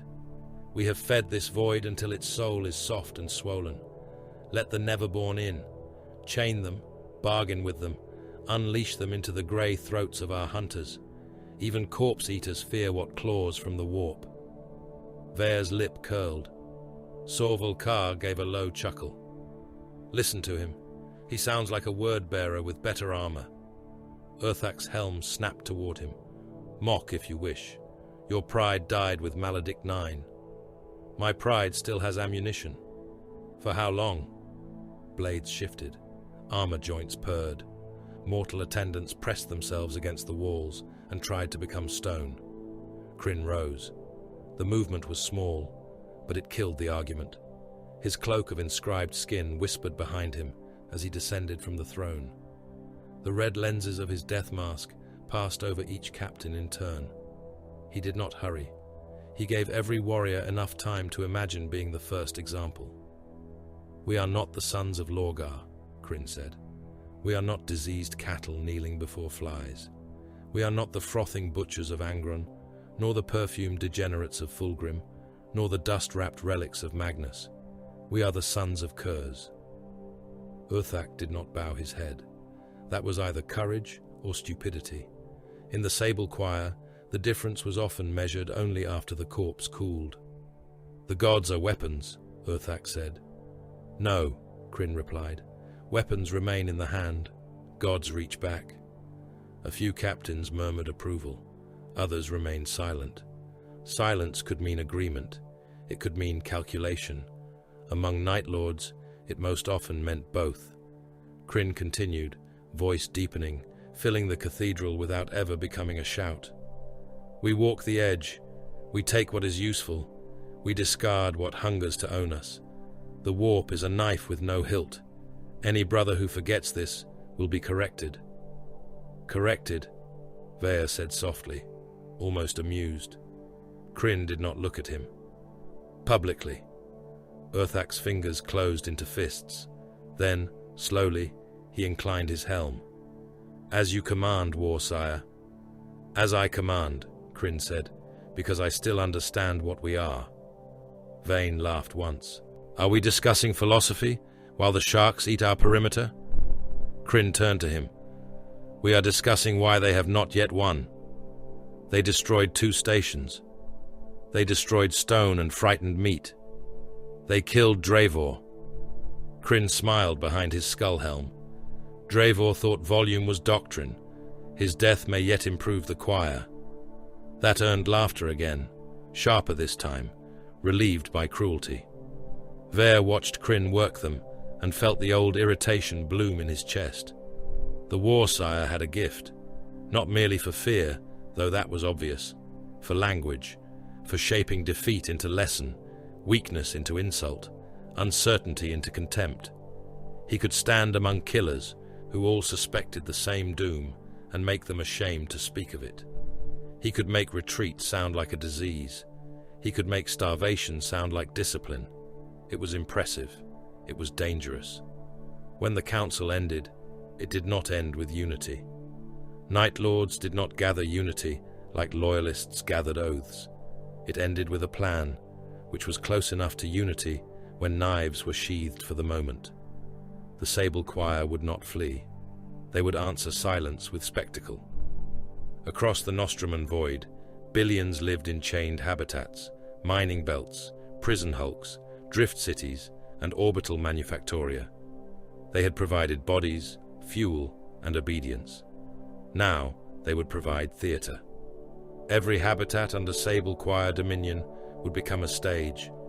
Every clan, guild, prison caste, pilgrim remnant, and void-born family line would become hostage, bait, shield, witness, and weapon. The Night Lords would force the Grey Hunters to either reveal mercy or reveal the absence of it. Both could be used. Mercy could be trapped. Cruelty could be broadcast. Krin sent the orders in his own voice. The void began to scream again. On the habitat chain called St. Baruch's Garland, overseers drove entire work clans into the central promenades beneath the eyes of hovering servo skulls. On the refinery moon of Gallowglass, families of guild engineers were dragged from their pressure cells and bound to fuel pylons. On the prison hulk, Mercy of Terror, wardens who had survived under Night Lord's rule were ordered to execute every 10th prisoner while thanking the Emperor for the privilege. On the drifting city ship, Penitent Crown, the Sable Choir sealed the lower decks and began venting air in measured intervals, one district at a time, always allowing the next district to hear the last. The broadcasts went wide. The screams of the Nostramon void moved through relay stations, corpse vox towers, shrine bands, hijacked astropathic echoes, and the living throats nailed to masts across 100 installations. Images followed, captives kneeling beneath Night Lord's blades, populations pressed into hab squares beneath black banners, servitors carrying baskets of hands, priests made to recite Krin's words through mouths broken and resealed, children of ruling clans held before lenses while their fathers signed away factories, ships, and sons. And then came the bait meant for Tyberos. The Sable Choir had recovered bodies from skirmishes before Maledict 9 burned. Not many. The Carcharodons did not leave their dead freely, and when they could not recover them, they often destroyed them. But a few scouts had fallen in the outer actions, killed by void traps, raptor ambushes, and the old spite of the 8th Legion. Their bodies had been worked upon with careful malice. Krin had them displayed before the broken statue of the Emperor in the cathedral nave. Grey armor was split open. Shark marks were scraped and defaced. Pale flesh was carved with Nostramon accusations. The corpses were chained upright, as if standing inspection. Their helms were placed at their feet, lenses cracked, mouths dark. One had his hands removed and replaced with the severed claws of a Night Lord's gauntlet. Another had a parchment nailed into his chest cavity, bearing the words, "Silence is also a scream." The images were transmitted toward every frequency on which the Carcharodons had ever been detected. Krin stood before the display as the picked feed opened. "Silent Lord of the Sharks," he said, voice smooth, intimate, venomously calm. "You have taken from me. I return what little of yours I have found. Poor offerings, I confess. Your sons are stubborn meat. They die without poetry. Send me more and I shall attempt improvement." The dead stared with shattered lenses. Krin stepped closer to the foremost corpse and rested one taloned gauntlet against the ruined chestplate. "You hear me? I know you hear me. Your silence is not discipline. It is fear wearing ritual. Come speak. Come threaten. Come bargain. Come rage. Come tell me what debt you think you are owed." The transmission carried across the void. Nikor did not answer. No challenge came. No oath. No demand for the dead. No grieving cant. No return signal. No flare of engines toward the broadcast source. The picked feed remained open until Krin grew bored and ordered the corpses fed to the reclamation furnaces piece by piece. Still no answer came. Krin escalated. He chose Clan Varac of the Drift City Penitent Crown because they had been obedient for 3 generations, and therefore their deaths would teach more than the deaths of rebels. Obedient men always made superior warnings. Rebels expected punishment and wrapped themselves in the vanity of martyrdom. The obedient died confused, and confusion traveled farther. The clan numbered in the tens of thousands. Dock workers, pressure welders, water clerks, hull crawlers, waste burners, and their bloodlines. They were gathered into the city ship's central transit nave, beneath the ancient glass dome that showed the stars. Night Lords stood above them on gantries. Armsmen blocked every exit. Servo skulls drifted through the air, lenses clicking. Krin's face appeared on every cracked lumen screen. "You have served well," he told them. Some wept in relief. "Fools. Your obedience has purchased meaning." Then the killing began. Not quickly, not as frenzy. Krin did not enjoy waste. Each death was framed for the watching void.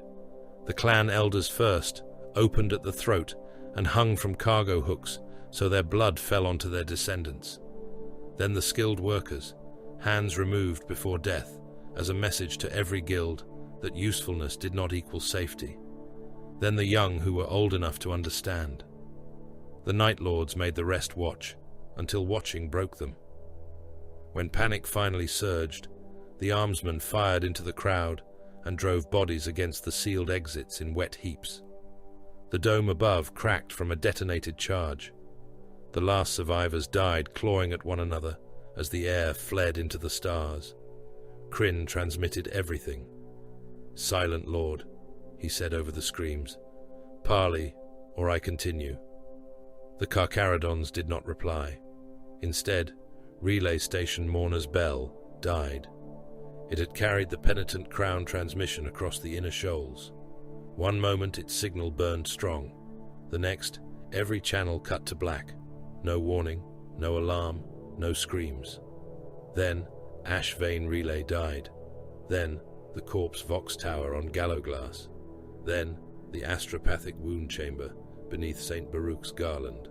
Then, a listening buoy hidden in a grave belt that Krin had believed unknown to every living soul outside his own command circle. Each vanished, as Black Glass Choir had vanished. Some were found hours later, if found at all.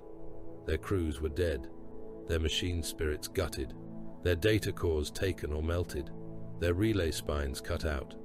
In one station, every Night Lord's armsman had been killed and seated facing the wrong direction.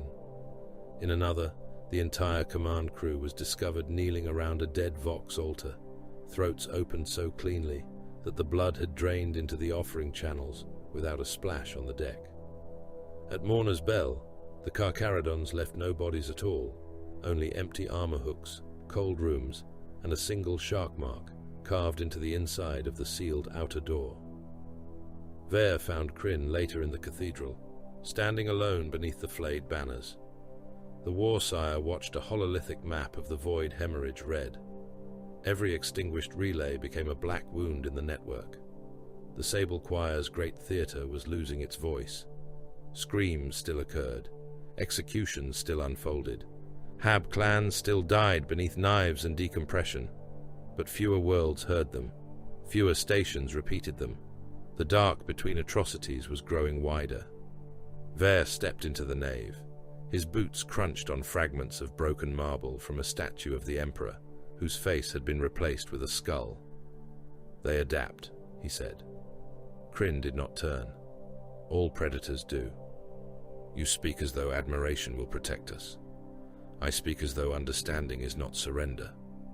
Vare came closer. "You are clinging to a dead Legion myth." That made Krin turn, the red lenses of his helm fixed on Vare. Around them, the cathedral seemed to listen. "Say it properly," Krin said. Vare did. "Kurz is dead. Nostramo is dust. The Legion is broken into carrion packs, pirate kings, murder cults, and fools wearing old lightning, while they pretend a murdered father still watches them. The Carcharodons do not care about our sermons. They do not care about our trophies. They do not care about fear. They are cutting the things that allow us to matter." Krin was silent long enough that a lesser warrior might have mistaken it for shock. Then he laughed. It was not loud. It was worse than loud. "You think I do not know what we are?" Krin asked. "You think I need you to carry the corpse of reality into my chamber and lay it at my feet like tribute? I know the Legion is broken. I know Nostramo is ash.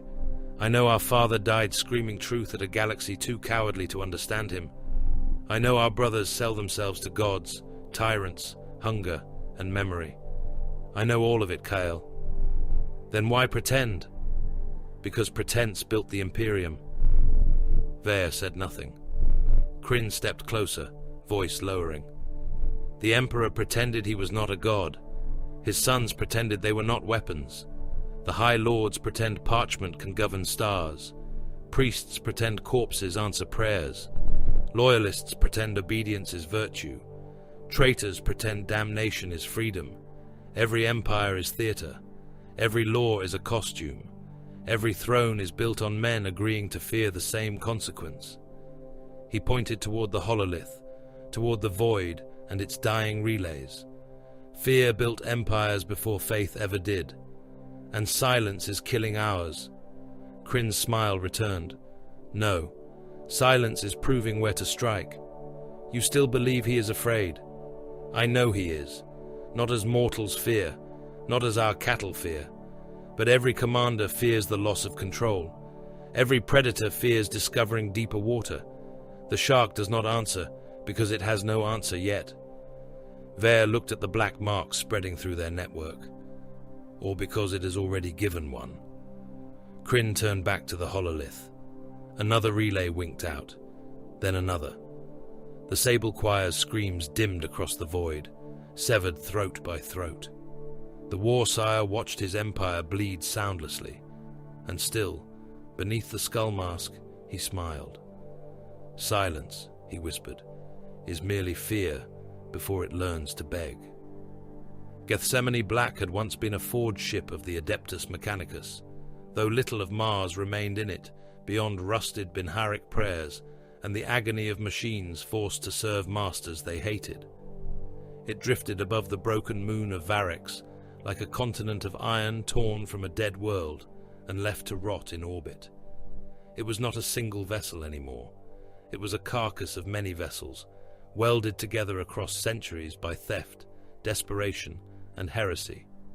Macro haulers formed its outer ribs. A shattered cruiser made its spine. Refineries hung from it in chains of black adamantium. Manufacturum blocks bulged from its flanks like tumors. Its dorsal towers burned with forge light, each furnace stack vomiting smoke into the void, where the ash froze and scattered as glittering black dust among the stars. Within its belly, millions labored. They were not citizens. They were not crew. They were stock, counted in production tallies and meat ledgers. They worked chained to shell presses and chain blade grinders, to corpse icon molds and ammunition hoppers, to brass stamping engines that beat the mark of the Sable Choir into armor plate and execution hooks. Children thin as wire crawled inside spent shell casings to scrape out residue with bleeding hands. Men with ruined backs hauled cooling chains through rivers of slag. Limbless torsos hardwired into inspection thrones watched red-hot blades pass beneath their remaining eyes. Servitors cut down those who slowed and dragged the bodies to corpse vats, where they were rendered into glue, ration paste, and devotional lacquer for the Night Lord's trophies. Above the mortal misery, the forge hulk sang. Hammer stroke, press scream, chain rasp, furnace roar, slave cry, overseer lash, machine spirit snarl, over and over, without pause, without mercy, without hope. The Night Lords had named it Gethsemane Black because they enjoyed the taste of stolen sanctity. Here, the Sable Choir armed itself. Here, shells were made for starving magazines. Here, chain blades were rebuilt from fragments. Here, corpse icons were assembled for terror broadcasts, each one a little shrine to obedience through mutilation. Here, stolen Mechanicus relics were hidden in sealed vaults beneath layers of false decking and butchered machine cant. The Carcharodons did not bombard it. A lesser commander might have. A kinder one might have tried to free the labor decks first. A more glorious one might have announced a challenge and broken the hulk open beneath lance fire while proclaiming the Emperor's wrath. Tyberos did none of these things. The first warning came as frost forming on black iron. Deep in the manufactorum heart, where the primary shell cathedral shook beneath the labor of 1,000 presses, the air turned white. Steam curled from the mouths of slave workers. Overseers looked up, whips half raised. Night Lord's armsmen reached for weapons. Machine alarms began to toll, not in fear, but in confusion. Reality folded. Grey giants appeared in the forge light. They arrived in a storm of cold, not fire. One moment there was empty air above the blood-slick assembly floor. The next, Red Brethren Terminators stood among the presses like executioners cut from stone and shadow. Their tactical dreadnought armor was massive, scarred, and dull as deep ocean rock. White shark marks showed beneath soot and old kill scars. Their helms did not turn quickly. Their weapons did not tremble. They stood for a single breath as the world realized it had been invaded. Then the killing began. Stormbolters spoke in disciplined bursts, not wasteful, not panicked, not triumphant. The first line of armsmen vanished in red impacts, their flak armor blooming outward as mass reactive shells detonated inside their torsos. A chain of overseers was cut down before their whips fell. Servitor gun rigs swiveled toward the teleport flare and were split apart by assault cannon fire, steel limbs spinning away in showers of sparks and meat. Slaves screamed and threw themselves flat, or ran, or prayed, or froze in place with the imbecile hope that stillness might make them invisible to demigods. It did not. The Red Brethren advanced. Behind them, teleport light flashed again and again, each strike placed with impossible precision by Void Augur, Scout Beacon, and the cold mathematics of Nicor. More Carcharodons arrived in the Manufactorum Heart, some in Terminator plate, others in battle plate with breaching shields and melters. They did not fan out to rescue the slaves. They formed kill corridors. They seized furnace control nodes. They cut the spinal transit lines. They marked the young and unmutated with helm runes for later sorting. They marked the rest with silence. At the center of the first wave stood Tyberos. The Red Wake did not appear with spectacle. He did not raise hunger and slake for all to see. He did not speak an oath. He simply stepped out of the teleport storm, immense and grey, and the space around him became the place where resistance ended. A Night Lord's armsman fired a grenade launcher from a gantry. The round struck Tyberos in the chest and burst in flame and shrapnel.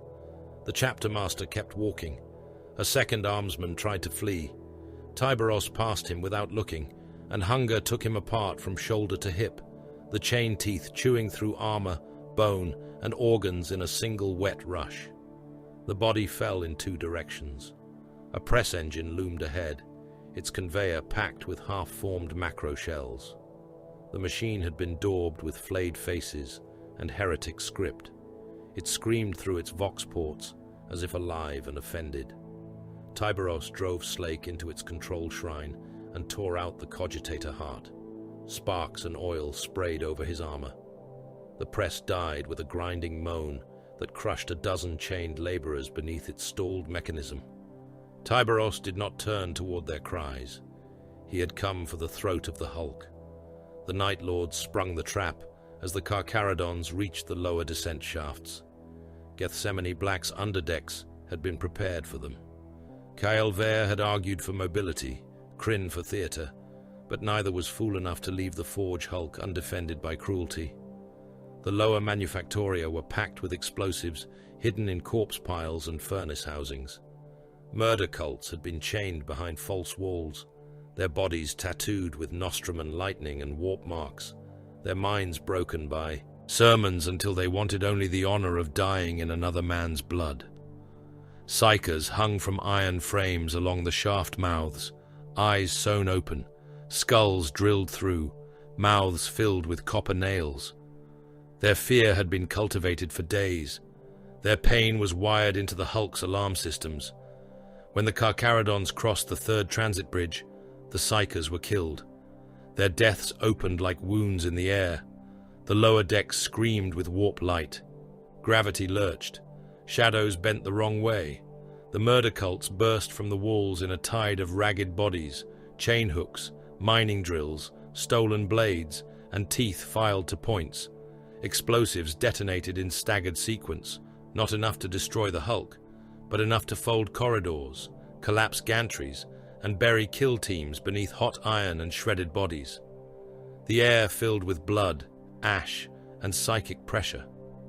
Mortal slaves went mad by the hundreds, clawing their own faces, biting through their tongues, throwing themselves into machinery to escape voices only they could hear.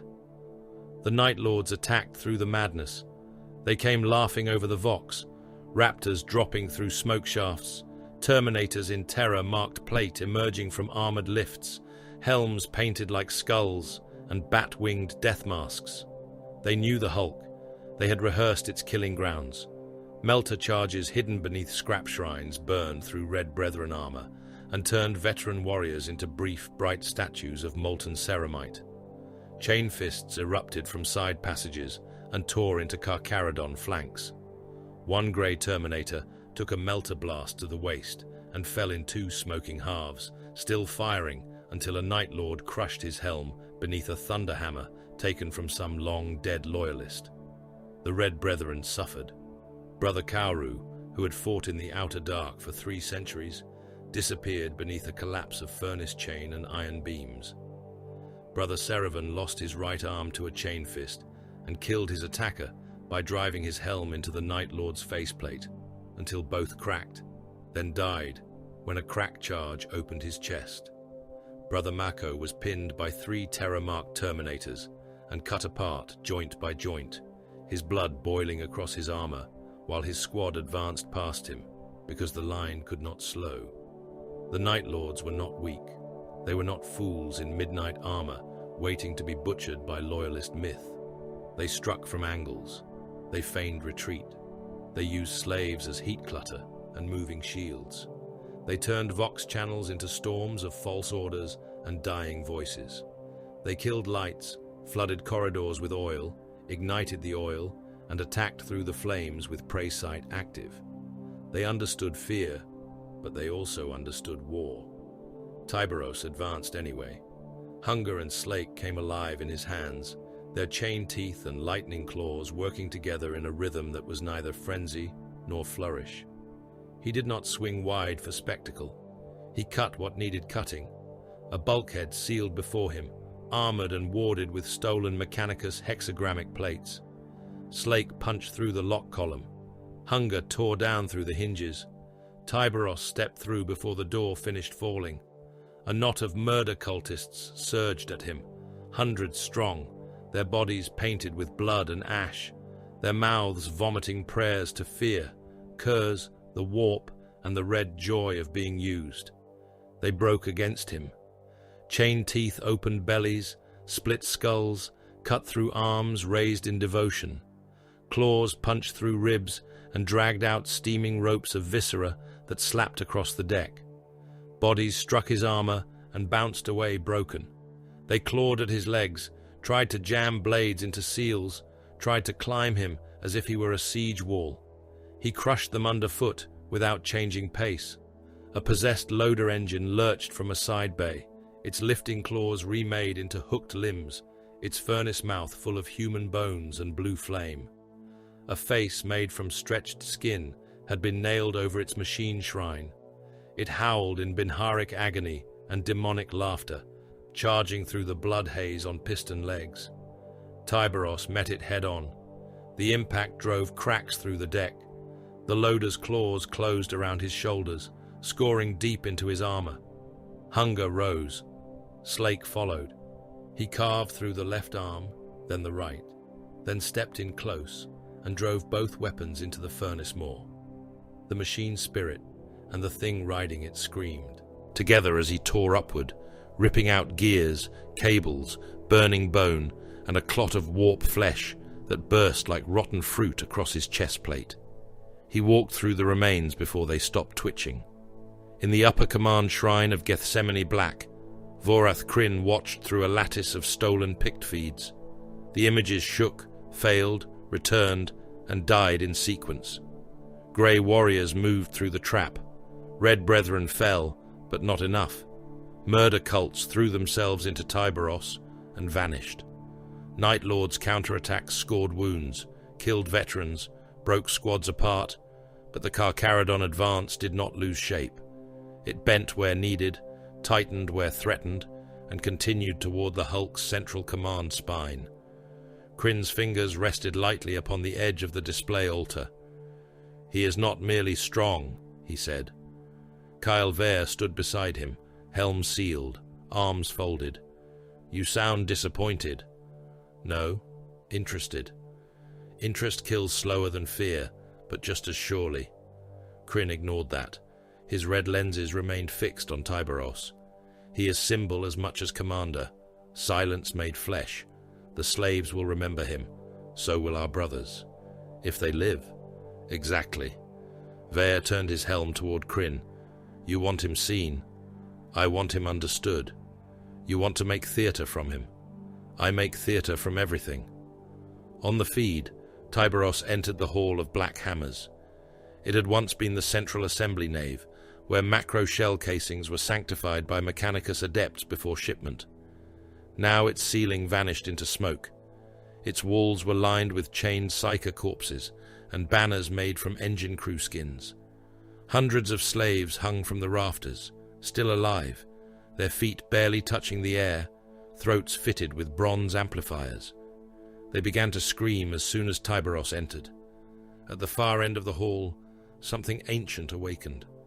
The sarcophagus stood within a walking tomb of corrupted adamantium, taller than any Terminator, broader than a gun servitor shrine, painted midnight blue beneath layers of soot and old blood. Its arms were weapon monuments. One ended in a power claw large enough to close around a space marine's torso. The other carried a twin-linked Lascanon array and underslung flamer. Its hull was inscribed with Nostramon curses. Chains hung from its shoulders, each ending in a skull sealed in black wax. Mordrath the Hollow stepped from his alcove. His vox boomed through the hall, deep, cracked, and wet with the centuries. "Little shark," said the Night Lord's dreadnought, "little corpse-eater, little mute loyalist butcher." The Red Brethren spread around Tyberos, weapons raised. One of them fired. The round struck Mordrath's hull and burst harmlessly against ancient plating. The dreadnought answered with Lascanon fire. A beam tore through a Carcharodon Terminator's chest and blew him backward in a spray of molten armor and cooked flesh. The flamer roared next, washing the left flank in burning promethium. Slaves hanging from the rafters ignited and writhed, their amplified screams becoming an organ note of agony. Tyberos walked forward. Mordrath laughed, a sound like rocks dragged through a tomb. "No words, no sermon, no emperor. Have your masters cut out your tongue, shark?" The Lascanons fired again. Tyberos shifted, not fast enough to avoid the beam entirely. It scored across his left pauldron, vaporizing ceramite and turning the edge of his armor white-hot. He kept walking. Mordrath charged. The dreadnought crossed the hall with surprising speed, feet crushing slave bodies and broken shell casings. Its power claw snapped shut where Tyberos had stood half a breath before. Hunger bit into the claw's wrist joint.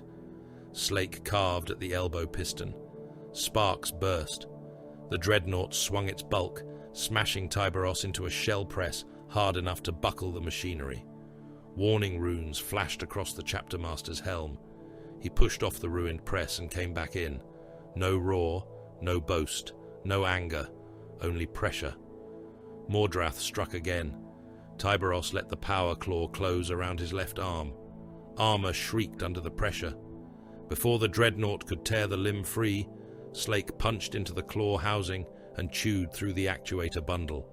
Hunger rose in a brutal short arc and severed the weapon at the elbow. The massive claw crashed to the floor, still clenching. Mordrath fired his flamer point blank. Tyberos vanished in fire. For a breath, the hall belonged to the Night Lord's laughter. Then Tyberos emerged from the flames. His armor burned. His cloak remnants smoked. The lenses of his helm glowed through heat shimmer. He drove forward, under the Lascanon mount, and slammed both relic weapons into the dreadnought's sarcophagus front. The first blow cracked the armored plate. The second tore it open. The third ripped away the black iron coffin seals. Ancient amniotic fluid, blood, and rotted preservative slime poured out onto the deck. Inside, Mordrath was a ruin of a warrior, a torso, a skull, a hatred preserved past all mercy. His laughter became a gurgle. Tyberos leaned close enough that the dying ancient could hear him without vox amplification. "You spoke enough for both of us." Then Hunger and Slake entered the sarcophagus. Mordrath the Hollow died in pieces. The hall broke after that, not because the Night Lords lost courage. They had courage enough, in their bitter and treacherous way. They broke because Tyberos had killed the thing that was meant to stop him, and because the Red Brethren, bleeding and reduced, pushed forward with the same silence as before. The remaining terror-marked Terminators fought to the last, killing 2 more Carcharodons beneath collapsing gantries, and a final melter trap that turned a corridor into white fire. But the Hulk's command spine fell. The Carcharodons took Gethsemane Black before the next cycle bell. They did not liberate it. The slaves who threw themselves down before the grey giants and sobbed prayers were sorted by auspex, gene scan, mutation mark, labor value, and contamination grade. The young males of viable stock were chained and processed for tithe assessment. Skilled workers were marked useful and driven back to controlled decks under new overseers. The warp touched, the cult marked, the broken beyond function, and those who had heard too many Night Lord sermons were herded into sealed compartments. The doors closed. Void locks opened. Whole decks screamed for a moment as atmosphere and bodies rushed into space. The Archaeotech vaults were opened with melter cutters and the hands of captured tech thralls. Relics disappeared into Carcharodon custody. Plasma reserves were secured. Shell lines were halted, purged, and restarted under cold supervision. Corpse icon molds were broken. The corpse vats remained. Waste was not doctrine. Tyberos stood in the command shrine, while the Hulk trembled under new masters. Arak Mahan approached through smoke and drifting ash. His armor was scored. One side of his helm was cracked. Blood darkened the joints of his left gauntlet. "The Forge Hulk is taken," he said. "Losses are acceptable. Enemy survivors withdrawing through void tunnels and emergency craft. Pursuit elements engaged." Tyberos looked through the cracked viewing port toward the Nostramon void. Far away, the relay fires of the Sable Choir burned dimmer than before. "Name it," he said. Arak Mahan waited. Tyberos's claws flexed once, shedding scraps of Mordrath's sarcophagus flesh onto the deck. Don't forget to like, comment, and subscribe. Support really helps. Red Wake 1. The order passed into the Hulk systems. Mortal adepts scratched the new name into iron ledgers. Carcharodon sigils were burned over Night Lord's marks. In the launch bays, assault craft refueled for the next kill. In the Manufactorum heart, the shell presses began again, no longer singing for the Sable Choir. Gethsemane Black had armed terror. Red Wake 1 would arm silence. The panic began before the killing. Across the inner reaches of the Nostramon void, habitats lost gravity at the same moment. Men rose from their bunks, from work gantries, from prayer pits, from ration lines, from corpse sorting decks, and drifted upwards screaming while tools, bowls, prayer beads, teeth, blood droplets, and loose shell casings spun around them in the thin recycled air. Then the air began to leave. Not everywhere. Not at once. Krin was not wasteful. Panic required sequence. Terror needed witnesses with enough time to understand the lesson. In the upper rings of St. Baruch's garland, pressure seals blew open one by one. Each failure delayed just long enough for the next deck to hear the previous deck die. In the refinery stacks over Gallowglass, fuel workers watched their lumen strips turn red as command authority vanished from their consoles and the doors locked from the outside. On the prison hulk, Mercy of Terror, the internal vox began reciting the names of prisoners scheduled for decompression in a calm, priestly voice that had once belonged to the ship's confessor.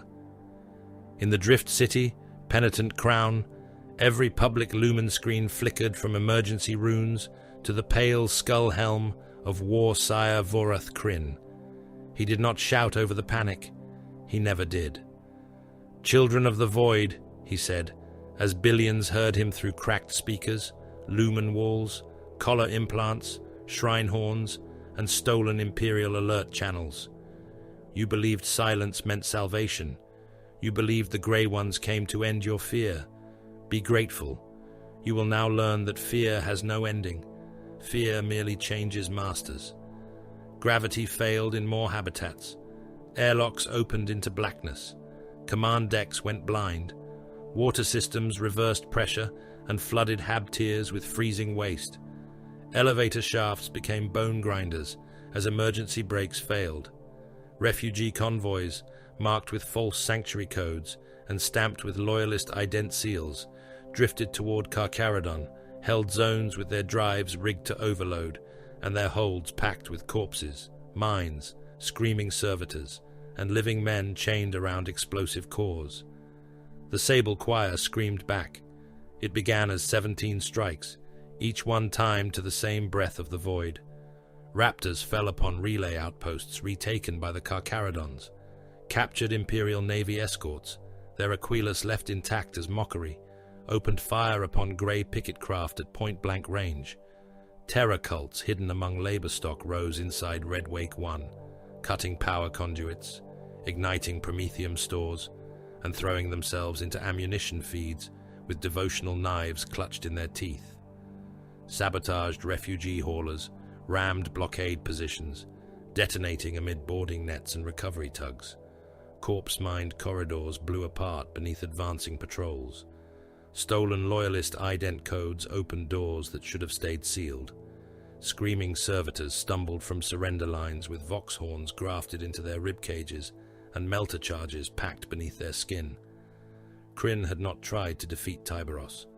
That would have been vanity. He had tried to make him defend. It was a crueler calculation. Carcharodons did not fight like shield brothers guarding a sacred populace. They struck, took, erased, and withdrew.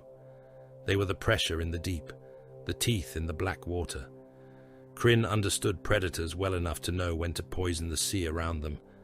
If the Grey Ones ignored the habitats, the Void would know they were no saviors. If they moved to contain the massacres, they would be divided.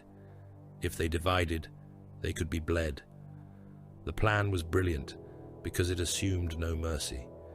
It was cruel because it gave mercy no place to stand. On Red Wake 1, the Manufactorum heart thundered with renewed violence. Slave clans marked useful by the Carcharodons had been returned to production under harsher overseers. They had barely begun to learn the new silence when men among them opened their mouths and screamed. Night Lords' activation phrases burned into their tongues. Hidden cult marks flared beneath skin. Workers seized chain hooks and furnace bars. Others simply detonated, their bellies packed with shrapnel and alchemical fire by surgeons of the Sable Choir before the Forge Hulk fell. Carcharodon kill teams responded with disciplined brutality, but discipline frayed at the edges when every work gang became a question, useful or corrupted, recoverable or bait, living or already dead. A squad of grey armoured warriors advanced through the shell cathedral beneath falling sparks, cutting down cultists and slaves alike when the distinction became tactically irrelevant. One battle brother dragged a young labourer from beneath a conveyor, scanned him, marked him viable, and shoved him toward a holding line. The boy's chest split open 3 heartbeats later, the mine inside him killing the Carcharodon beside him and shredding the holding line into meat and steam. After that, the squad stopped taking chances. In another deck, Red Brethren Terminators formed a wall before the plasma vaults as mobs surged against them. Not rebels, not soldiers. Men with eyes burned out. Men carrying infants of explosive wire and meat. Men with their arms replaced by crude blades. Men sobbing apologies as they ran. The Carcharodons cut them down. Stormbolters hammered. Chain fists rose and fell. Blood slicked the deck in sheets. Still they came, because fear behind them was stronger than death before them. The Carcharodons held, but they were forced to hold. That was the wound Krin wanted. Far from Red Wake 1, Kyle Vare led the true stroke. The Carcharodon strike cruiser Ashen Moor had taken position near the wreck clusters above Orison Belt, coordinating interdiction runs against fleeing Night Lord's craft. It was not Nicor. It was smaller, faster, and less ancient, but still a vessel of the Adeptus Astartes, crewed by void-hardened serfs and guarded by warriors who knew boarding war as other men knew breathing. Vare came at it, wearing a dead man's voice. A captured Imperial Navy frigate, the St. Halbrecht, limped from a debris field venting plasma and pleading for sanctuary. Its codes were valid, its distress cant was perfect. Its outer hull still bore the scars of Night Lord's attack, because the attack had been real. Its surviving crew still begged through open channels, because some had been left alive for that purpose. Ashen Moor allowed it within boarding distance. The frigate exploded its own wounds open. Boarding claws fired from beneath false hull plating. Night Lord's assault pods launched through debris and flame. Raptors ignited jump packs in hard vacuum and crossed the gap like black arrows. Mag boots striking the cruiser hull seconds before breaching charges burned through the outer armor. The surviving Navy crew died as the trap unfolded, their last prayers swallowed by the roar of decompression. Vare entered through a chapel deck. He landed in smoke and incense, midnight armor flashing with white lightning, chainblade alive in one hand, plasma pistol in the other. Around him came his chosen Talon, killers with stripped-down armor and silent jump packs, each carrying false Carcharodon ident tags taken from the dead. The chapel's serf attendants had time to turn before the Night Lords were among them.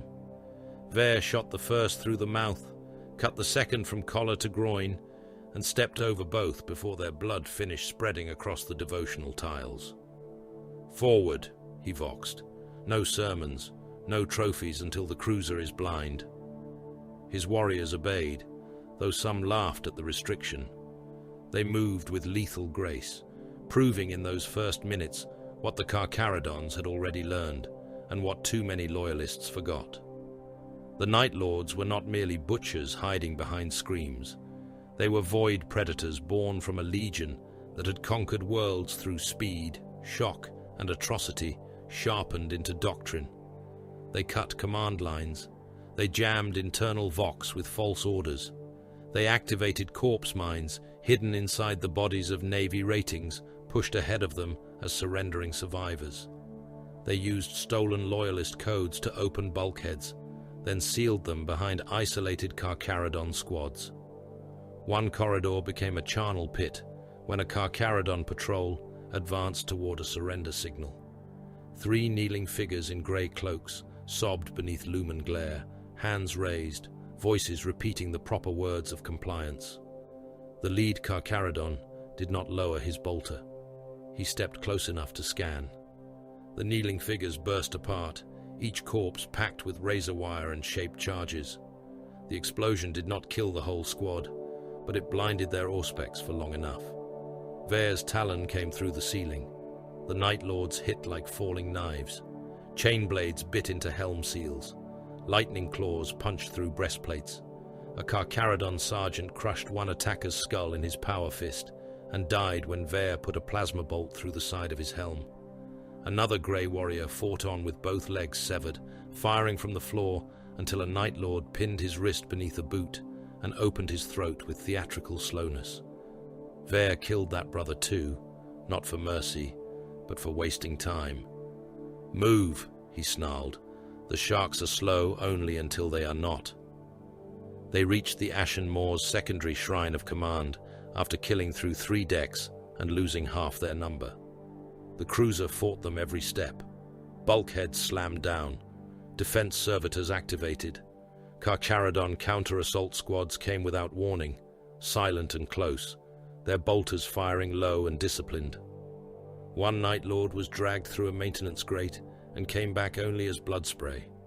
another was caught by a grey warrior who drove a combat blade through his abdomen and lifted until the blade lodged beneath his ribcage. The Night Lord laughed while dying and detonated a crack charge against both their chests. Vare reached his objective. Not the bridge, not the engine heart, the prisoner shrine. The Carcharodons had taken captives from Gethsemane Black, useful serfs, marked recruits, and several Night Lords too wounded to fight, but not yet dead enough to discard. Among the guards stood a chaplain of the Carcharodon Astra, skull-helmed, black-armored beneath the grey mantle of exile, Crozius chained to his wrist. He turned as Vare entered, and for a heartbeat neither warrior spoke. The chaplain's helm lenses glowed like banked coals. Vare tilted his head. I expected a sermon. The chaplain raised his Crozius. Vare smiled. Better. The duel was ugly and brief, only by the measure of transhuman war. The chaplain struck with brutal economy, Crozius cracking armor, breaking one Night Lord's chest open before Vare could close. His bolt pistol fired from the hip, blowing apart a raptor's knee and dropping him into the path of a Carcharodon prisoner who tore out the traitor's throat with his teeth before being cut down. Vare moved faster, not stronger. He gave ground, used the dead, used the chains, used the prison racks, used every obstruction as Nostramon instinct demanded. Twice the Crozius struck him. Once it broke ribs. Once it shattered his pauldron and numbed his arm. He won by making the chaplain choose. A Night Lord drove a blade into one of the chained Carcharodon prisoners. The chaplain turned for the fraction of a breath required to kill him. Vare shot the chaplain's knee joint, then crossed the distance and drove his chain blade into the Crozius haft, locking the weapon. 3 of his surviving brothers fell upon the Loyalist. One died with his helm crushed. Another lost an arm. The third wrapped a shock chain around the chaplain's throat seal and held while Vare struck again and again until black armor cracked and the skull helm hit the deck. The chaplain was taken alive. That cost Vare another warrior during extraction. It cost him time. It cost blood. It was worth it. The Sable Choir broadcast within the hour.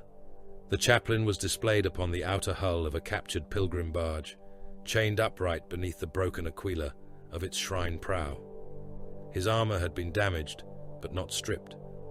Krin wanted the shark mark visible. Around him hung the corpses of Carcharodon scouts, Ashenmoor serfs, and Loyalist crew taken from the St. Halbrecht. Servo skulls orbited him with picked lenses bright. The void behind him burned with distant habitat fires. Krin stood before him in full war plate. "Look well," the Warsire said to every watching world, every listening station, every frightened soul and hidden predator. "The sharks bleed. The grey silence has a throat. Let us see what sound it makes when opened." The chaplain said nothing. Krin circled him. "Your lord hears me. Your brothers hear me. The void hears me. Give them something worthy." The chaplain's head lifted. His face was hidden behind his damaged skull helm. Blood ran from beneath it in slow black beads, freezing as it fell. "Det," he said. Krin paused. The word was barely audible. "Is that prayer?" asked the Night Lord. "Remembered." Krin waited for more. None came. The Warsire's claws flexed. He began with ceremony. A cut across the armor seal. A blade beneath the black plate. A slow opening of flesh where mortal men would have broken into animal sound. The chaplain did not scream. Krin severed secondary organs, opened muscle, peeled away armor fragments fused to skin, broke bones, burned wounds closed to keep him alive. The Night Lords around him watched with hungry attention. The broadcast carried every wet sound, every scrape of blade on bone, every hiss of blood touching freezing hull metal. Still, the chaplain refused, not because he felt no pain. His body shook with it. His breath came through the vox as a broken engine rasp. His heart's hammered hard enough for the sensors to register. But he gave Krin no fear, no plea, no curse, no satisfaction dressed as defiance, only silence. It poisoned the victory. Krin felt it as surely as he felt the knife in his hand.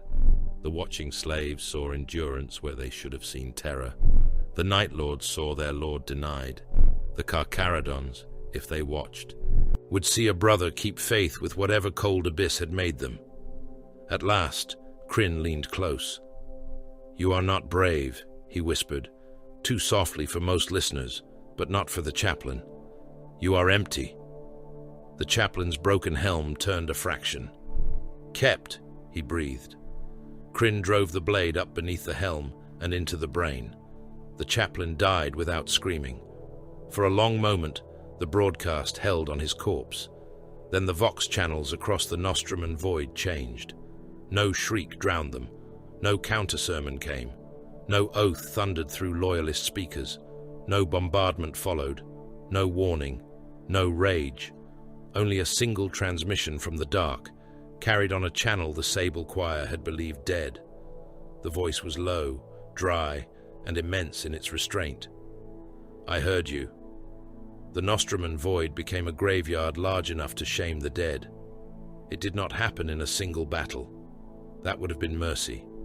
It happened in waves, in convulsions, in ugly expansions of violence that spread from the corpse of one station to the hull of another, from the shattered rings of one moon to the orbital yards of the next, until the entire region seemed less a portion of space than an open wound in the body of mankind. The Sable Choir drove everything it owned into war. Enslaved fleets came first, merchant hulks and ore haulers and rusted pilgrim barges whose crews had been chained to their stations and whose captains had been nailed upright before their command thrones. Penal hulks followed, their holds opened, and their condemned regiments armed with autoguns, shock mauls, mining charges, and the promise that the last men alive might be permitted to keep breathing. Corrupted militia swarmed from the surrendered worlds, wearing flak coats painted with lightning marks and devotional slogans cut into their own skin. Mutant void clans came in pressure skins stitched from salvage and human hide, riding cuttercraft, boarding capsules, and corpse-rigged shuttles that should have died generations before their pilots were born. Behind them, all came the ships of the Night Lords. They did not advance in a noble line.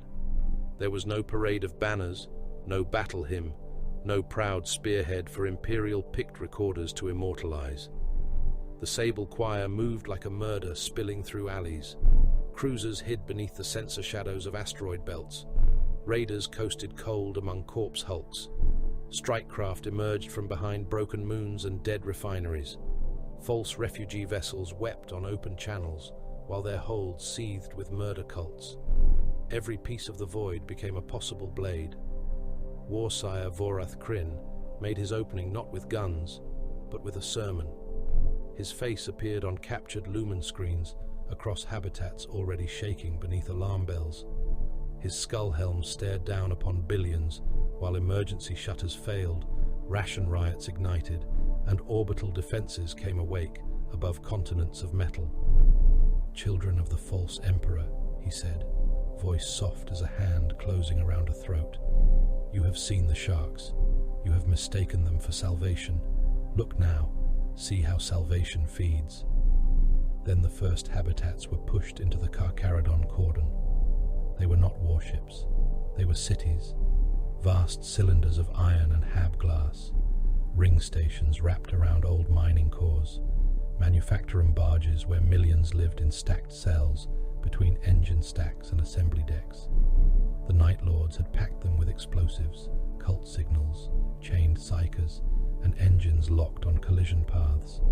Some still carried populations, some carried only corpses, some carried both, because Krin understood that hope, when left alive inside a trap, made the trap crueler. Orbital batteries opened fire, the void filled with light. Lance beams crossed the darkness in white and blue lines so bright that naked eyes would have boiled inside their sockets. Macro shells the size of hab blocks crawled through space like iron verdicts, then struck and opened ships from prow to stern. Plasma torpedoes bloomed like captive suns. Defense lasers raked across continents of hull plating, slicing through habitation districts, docking spines, cathedral towers, and cities of riveted metal. Whole decks vented their populations at once. Millions died in single decompression events, bodies hurled into vacuum in floods so dense they glittered like red and white dust in the light of burning ships. The dead did not drift peacefully. They spun through debris fields with shattered glass, prayer scrolls, tools, rifles, food tins, severed limbs, and pieces of the worlds they had mistaken for homes. Some froze with mouths open, some burst from pressure loss, some struck ship shields and flashed into brief mist. Others were caught in gravity eddies and formed rings around dying vessels, corpse halos circling the monuments of their own extinction. The Carcharodons answered with cold annihilation. They did not attempt to save the pushed habitats. They did not waste boarding craft on cities already made into weapons. They marked trajectories, calculated blast radii, and killed the command nodes driving them forward. Boarding torpedoes struck enslaved haulers and opened their bridge decks in silence. Teleport strikes placed grey armoured kill teams directly inside militia command shrines, where traitor officers died before finishing orders they had barely understood. Decapitation raids cut through Vox towers, engine chapels, and auger pits. Captains vanished. Signal priests died at their altars. Mutant war chiefs were found with their heads removed and their crews still waiting for instructions that would never come. Where the Night Lords made spectacle, the Carcharodons made absence. A penal hulk named Chain of Mercy lost its bridge to a boarding torpedo. Its condemned army, millions strong, remained locked in its holds as the vessel drifted into a minefield and came apart in slow sections, each hold opening into the void like a butcher splitting a carcass.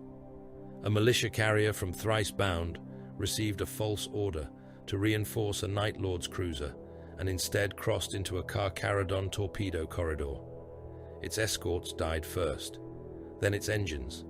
Then the carrier itself cracked along the spine, spilling tanks, men, ammunition, and burning promethium into the black. A Void Clan armada tried to swarm Red Wake 1 and found the Forge Hulk's captured gun lines already waiting. Their craft died by the thousand, their crews vaporized, shredded, or left drifting in pressure suits until oxygen failed and their gods did not answer. Tyberos watched the slaughter from Nikor's strategium. The Hololith cast the Nostramon void in blood colors, red for enemy assets, grey for Carcharodon forces, amber for Imperial remnants, black for dead zones where no signal remained. The map changed too quickly for mortal eyes, but Tyberos did not ask for it to slow. He stood before it like a cliff before a storm, immense in his ancient plate, hunger and slake at rest, but never harmless. Arak Mahan stood nearby, armor marked by fresh scoring from Gethsemane Black. Imperial Navy remnants request permission to enter our cordon, the Reaper Prime said. Tyberos looked to the amber markers. They were ships trapped in the void when the Sable Choir closed its fist around the region. Frigates, monitors, battered escorts, pilgrim defense craft, and the broken remains of a system patrol flotilla. They had survived by hiding in dead orbits and behind mine-scarred moons. Now, seeing the shark-marked vessels, they crawled toward what they believed was Loyalist protection. Their commander transmitted with desperate formality. His voice shook beneath the discipline. To the Adeptus Astartes vessel Nikor, this is Lord Captain Garin Holt of the Imperial Navy Remnant Flotilla Sainted Blade. We stand ready to serve the Emperor's wrath, requesting formation orders and sanctuary within your battle line. The strategium remained silent. A mortal liaison looked up from his pit, face pale under data light. He expected orders to receive them. Perhaps he expected the ritual words of brotherhood between servants of the throne. Perhaps, despite everything, he expected mercy. Tyberos pointed toward the advancing amber icons. Hold them there. Arak Mahan inclined his helm. As lure. The liaison did not speak. His hands began to tremble above the command runes. Orders went out. The Imperial remnants were directed to a reinforcement vector near the broken moon of Charon's Nail, where debris fields formed a narrow passage between gravity wells. The order was tactically sound. It was also a death sentence dressed as coordination. The Navy ships obeyed. They broadcast prayers, acknowledgements, and ragged cheers. Men who had hidden for months under Night Lord's terror thought they were finally part of an Imperial counterstroke. Krin saw the movement. On the Morning Blade, the Warsire watched the amber flotilla gather beneath the shadow of Charon's Nail and understood the insult at once. Tyberos was not protecting them. He was placing meat in the water. Krin felt something almost like admiration. It soured quickly.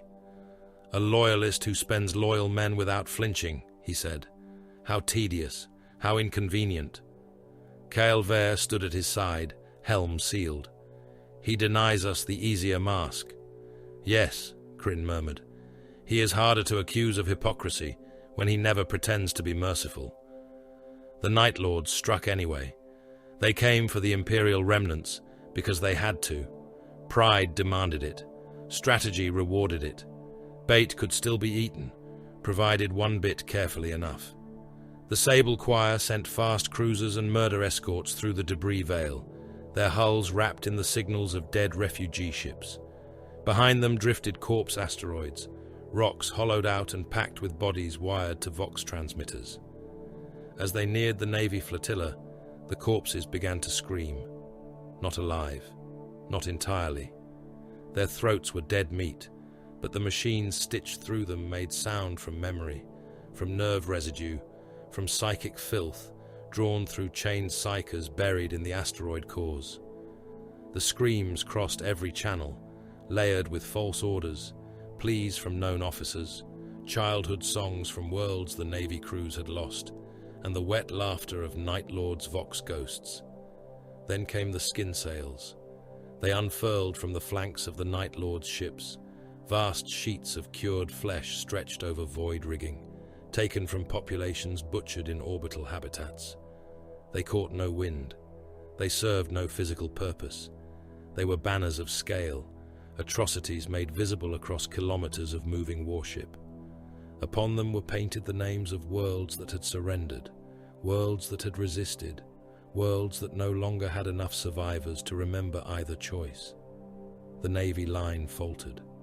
Not because it lacked courage. Courage was common in men who had nothing left. It faltered because the dead spoke with the voices of their homes, and courage had never made men immune to grief. That was when the Carcharodons closed the kill corridor. Mine clusters woke beneath the debris. Torpedo locks flashed. Silent Judge, Ashen Moor, and the hunter escorts of Nikor's outer pack opened fire from shadow positions. Lance beams cut across the Night Lord's advance. Macro rounds slammed into the lead cruiser and peeled away armor plates as wide as city districts. Boarding torpedoes streaked into crippled escorts, punching through hulls and delivering grey kill teams into command decks already shaking from impact. The Imperial Navy remnants died between both forces. Some were struck by Night Lord's guns as intended. Others were cut apart by Carcharodon fire because their ships lay inside the corridor when the trap closed. A frigate called Martyr's Lamp was bisected by a lance meant for a Night Lord's raider. Its two halves drifted away from each other, still firing until their reactors failed.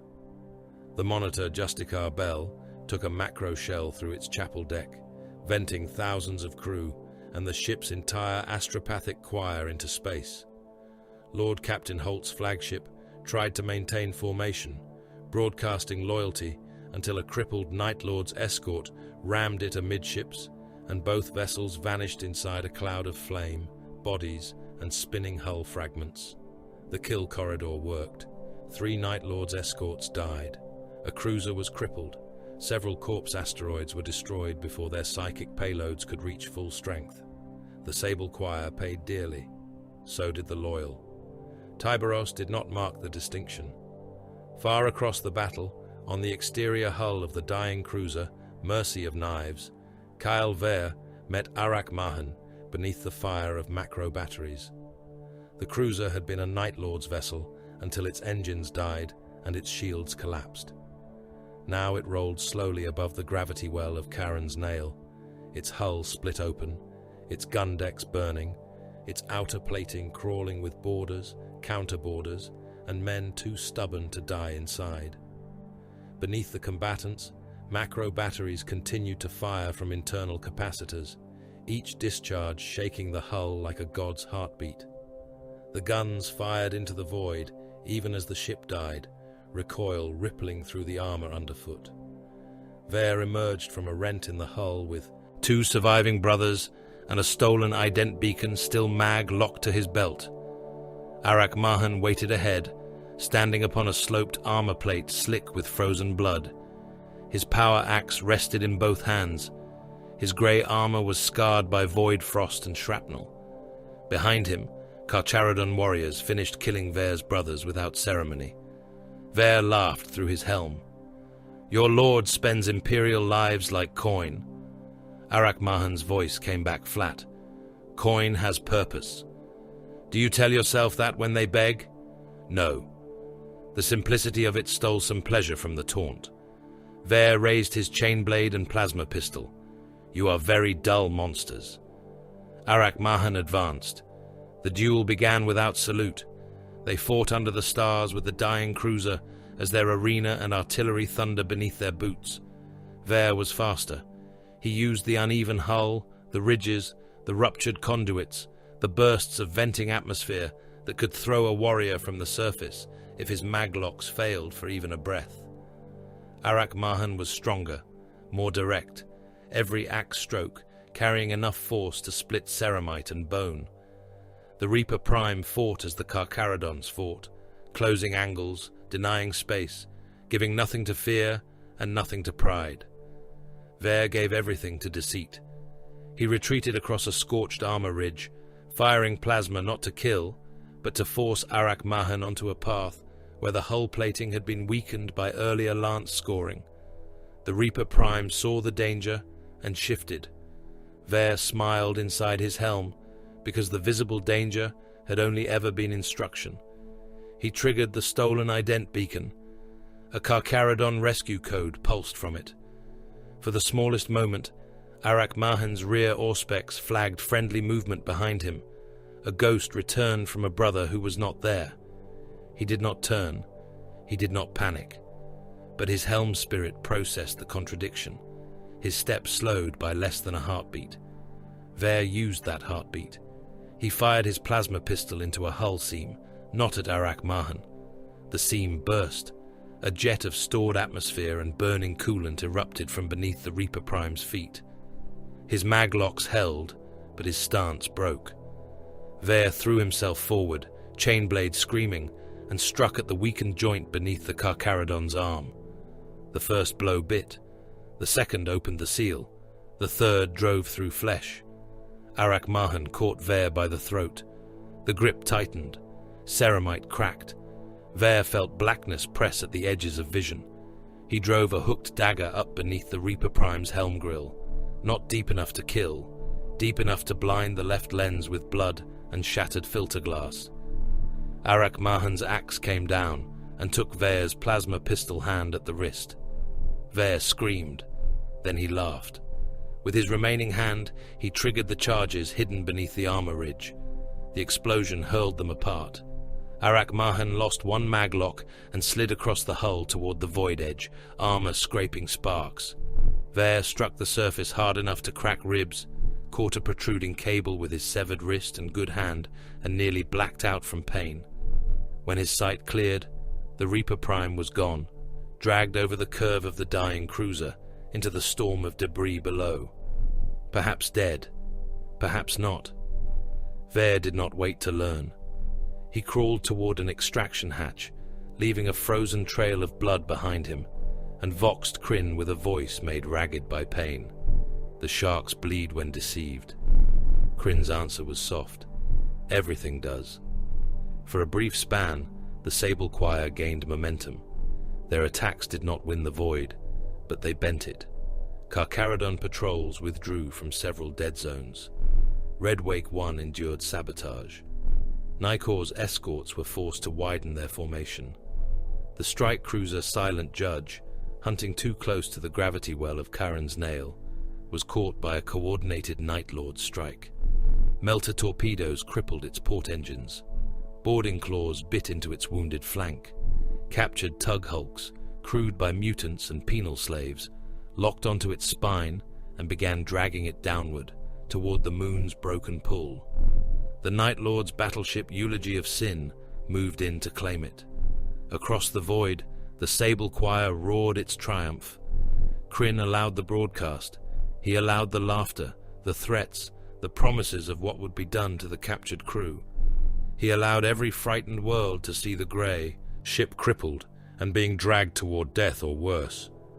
Aboard Silent Judge, the Carcharodon captain sent one transmission to Nikor. Borders contained, drives compromised, recovery unlikely, enemy battleship in range. Tyberos listened. No one asked whether rescue would be attempted. "No withdrawal," said the captain of Silent Judge. Tyberos answered, "Debt remembered." Silent Judge fired its remaining guns until the barrels melted. Night Lord's boarding parties reached its inner decks and found corridors sealed behind them, air removed, gravity reversed, reactor doors opened, and then locked. The Carcharodon crew fought without retreat through chapel decks, engine shrines, ammunition vaults, and surf warrens. When the Eulogy of Sin came close enough to cast grapples and begin the final taking, Silent Judge overloaded its drives. For an instant, the gravity well of Karen's Nail had a second sun. The explosion swallowed the strike cruiser, the tug hulks, the boarding craft, the mutant crews, the penal slaves, and the forward half of the Night Lord's battleship. The Eulogy of Sin broke open from prow to midship, its command towers tumbling away in fire, its skin sails igniting, its gun decks vomiting bodies and flame into the void. The blast wave rolled outward, scattering corpse rings, debris, and broken war machines across the graveyard. The Sable Choir's triumph died in its throat. On Nikor, Tyberos watched the black marker of Silent Judge vanish from the hololith. He said nothing. Across the Nostramon void, the dead multiplied beyond counting, and the war learned how much blood it would require. Warsire Crin had built an empire from fear, and now fear refused to answer him.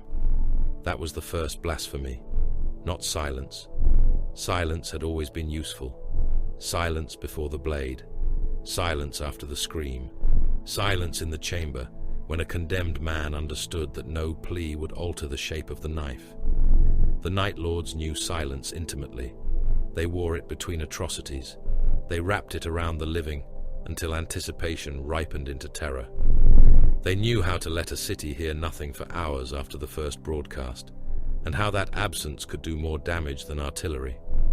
But this silence was not his. That made it intolerable. Krin stood alone in the cathedral of the Morning Blade, beneath the flayed banners and the shattered statues of the Emperor, watching the hololithic map of the Nostramon void darken one wound at a time.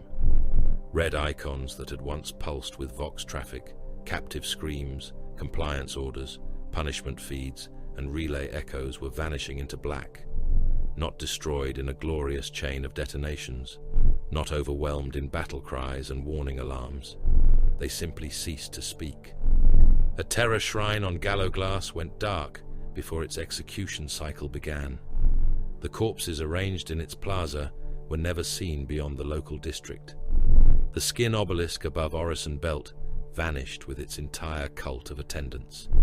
No picked feed survived, no final message, no warning.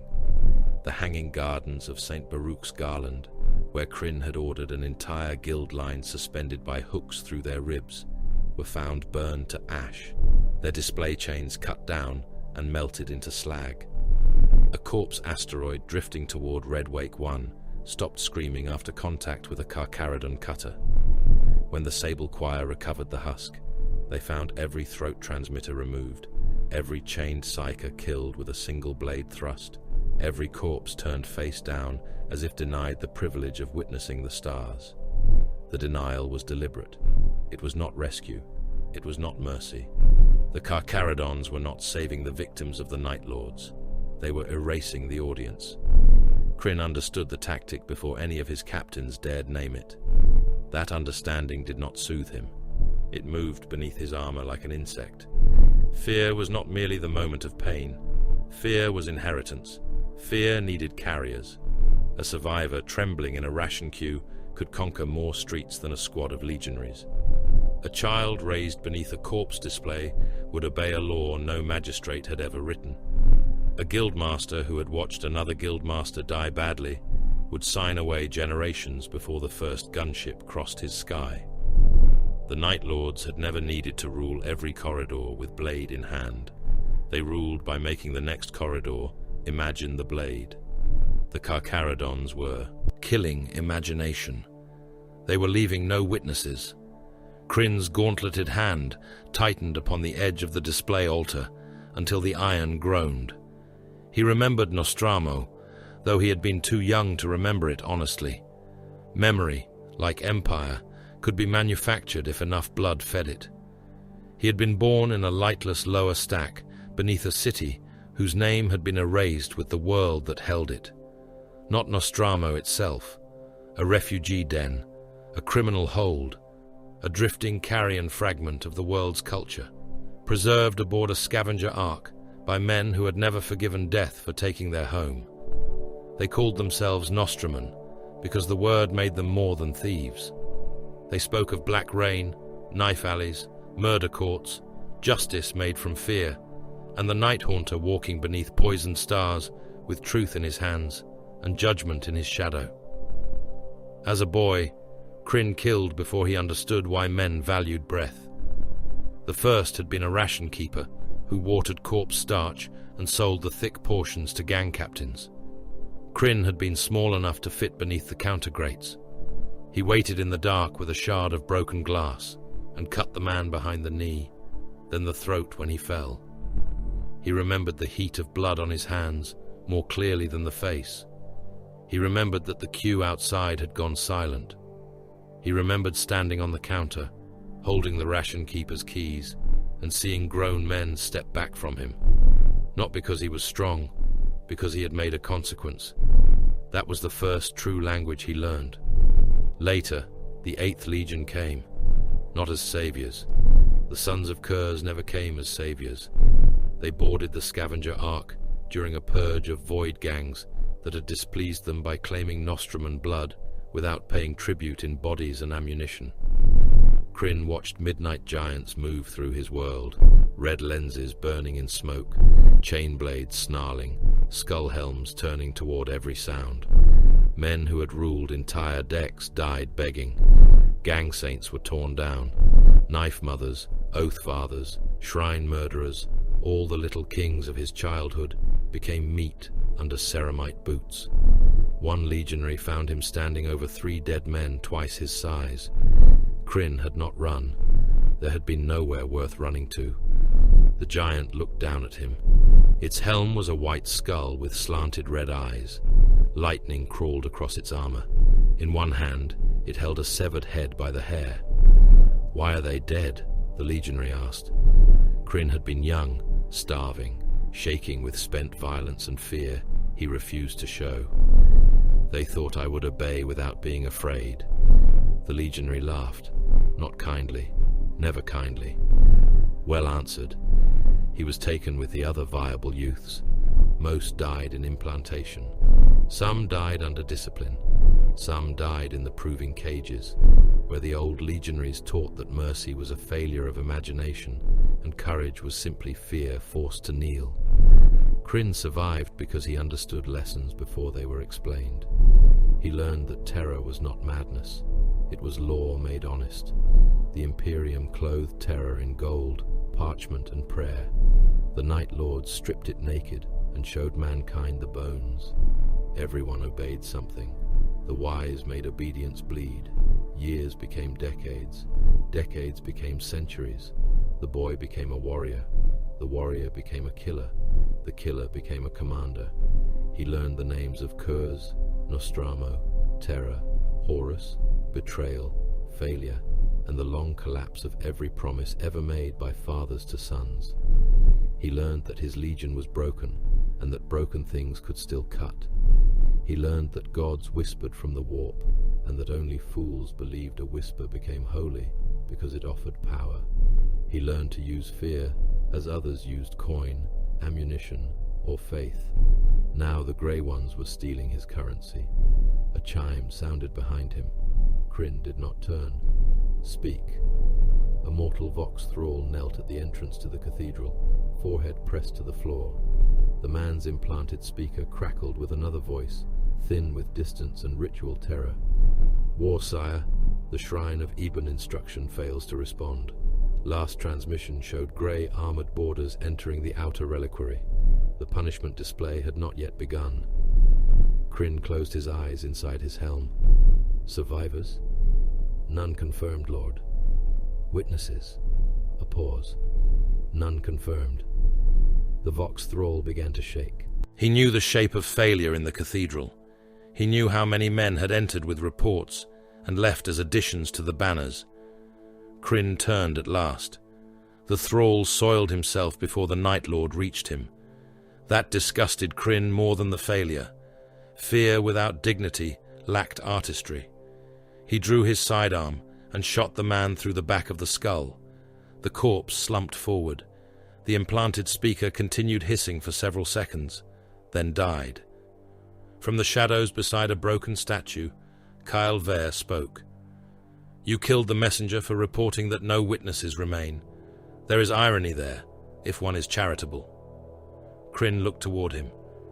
You have mistaken proximity for permission. Vare stepped from the dark.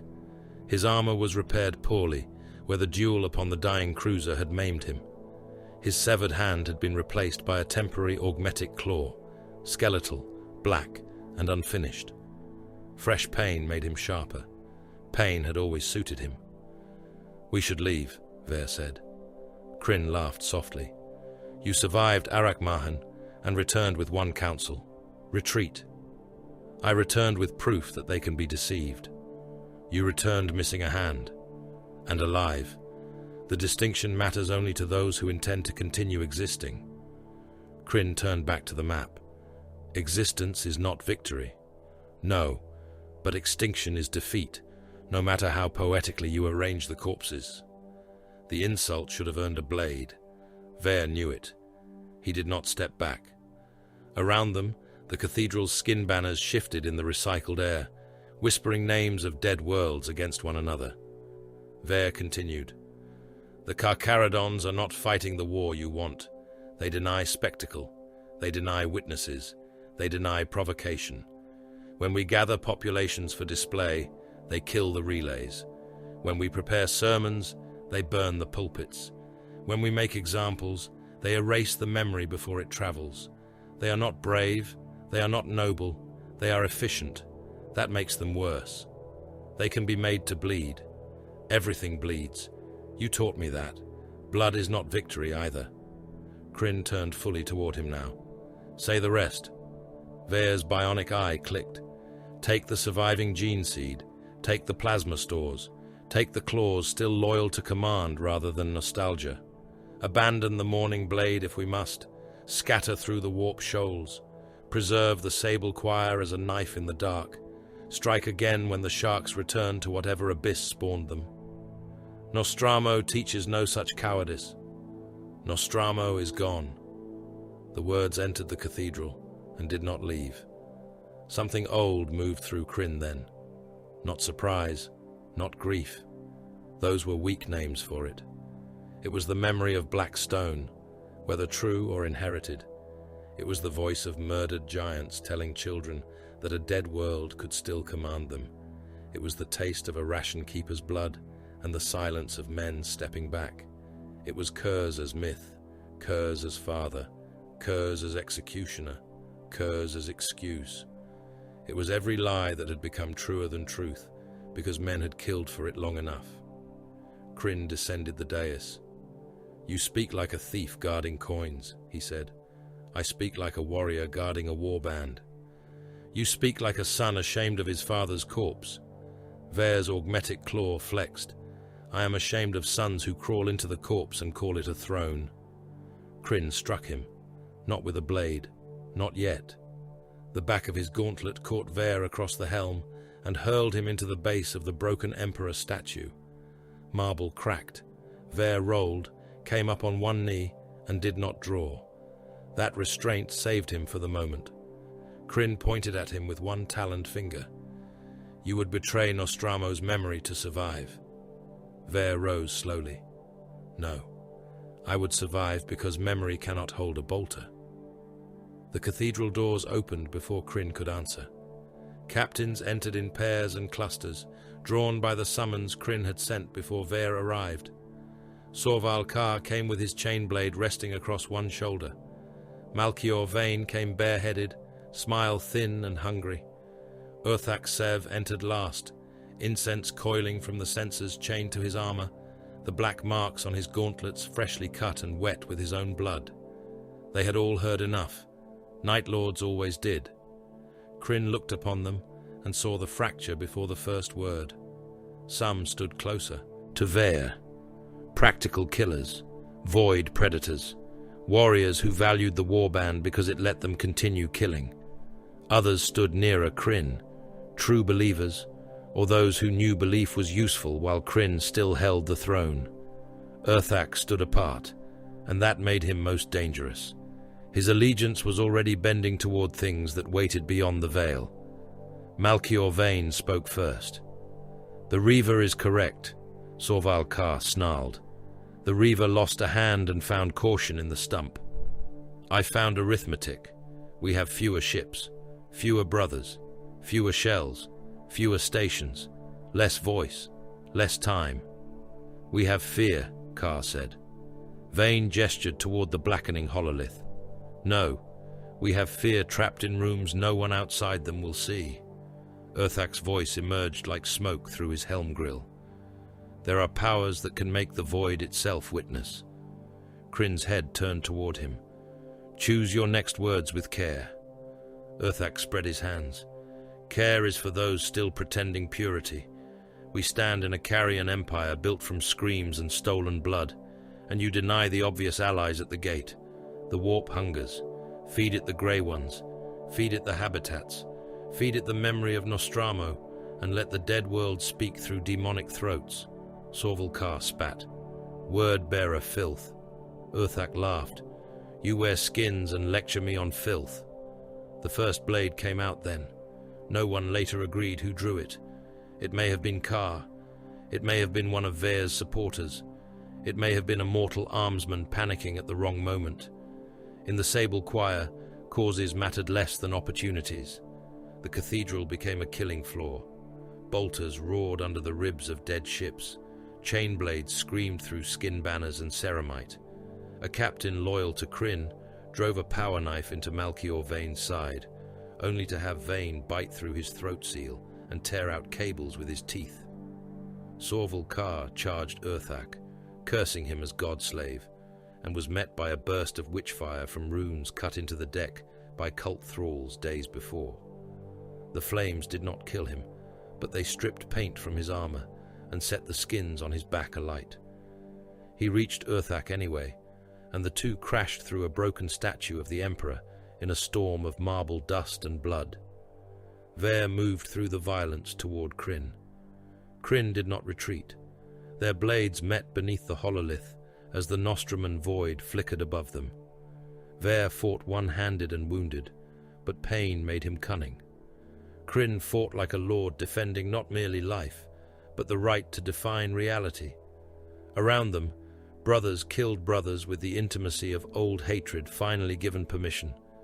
Mortal attendants were cut apart simply for being in the way. A Vox thrall crawled across the floor, trailing intestines, still trying to broadcast command authority until a falling helm crushed his spine. The civil massacre spread from the cathedral into the Morning Blade. Orders contradicted orders. Bulkheads sealed on allies. Armsmen loyal to different captains opened fire in transit naves. Raptors hunted Terminators through maintenance wells. cult-marked serfs emerged from lower shrines with warp sigils carved into their faces, only to be butchered by Night Lords who despised their gods, but not their usefulness. In the Apothecarian, Malachar killed 3 brothers, attempting to seize the gene seed vaults, and then vented the corridor outside, rather than ask who had sent them. On the gun decks, crews fought over firing authority, while the Grand Cruiser drifted blind through its own debris screen. In the slave warrens, chained men heard their masters killing one another, and began to pray, revolt, or hide, according to the quality of their despair. No one noticed the outer hull breach. The Carcharodons entered through a wound made days earlier by a debris strike and carefully ignored by the Morning Blade's failing maintenance rites. Scout elements came first, pale shadows in grey armor, moving through the decompressed skin of the ship with mag boots and patient knives. They killed 2 armsmen, arguing over a sealed hatch, and turned both bodies to face away from the breach. They placed beacons in the dark. They marked air shafts, power trunks, slave lifts, and the old arterial corridors that led toward the cruiser's command spine. Then the kill teams came, not in strength enough to take the ship by storm. Not yet. They did. Not need to. The Night Lords were doing the loud work for them. Every internal alarm masked the borders. Every murder created another blind spot. Every captain's private channel choked command authority with accusation, threat, or dying laughter. The Carcharodons moved through the outer decks as surgeons through opened flesh, cutting nerves before the body knew the blade had entered. Aboard Nikor, Tyberos watched the feeds. The strategium was dark, but for the hololith and the cold red of readiness runes.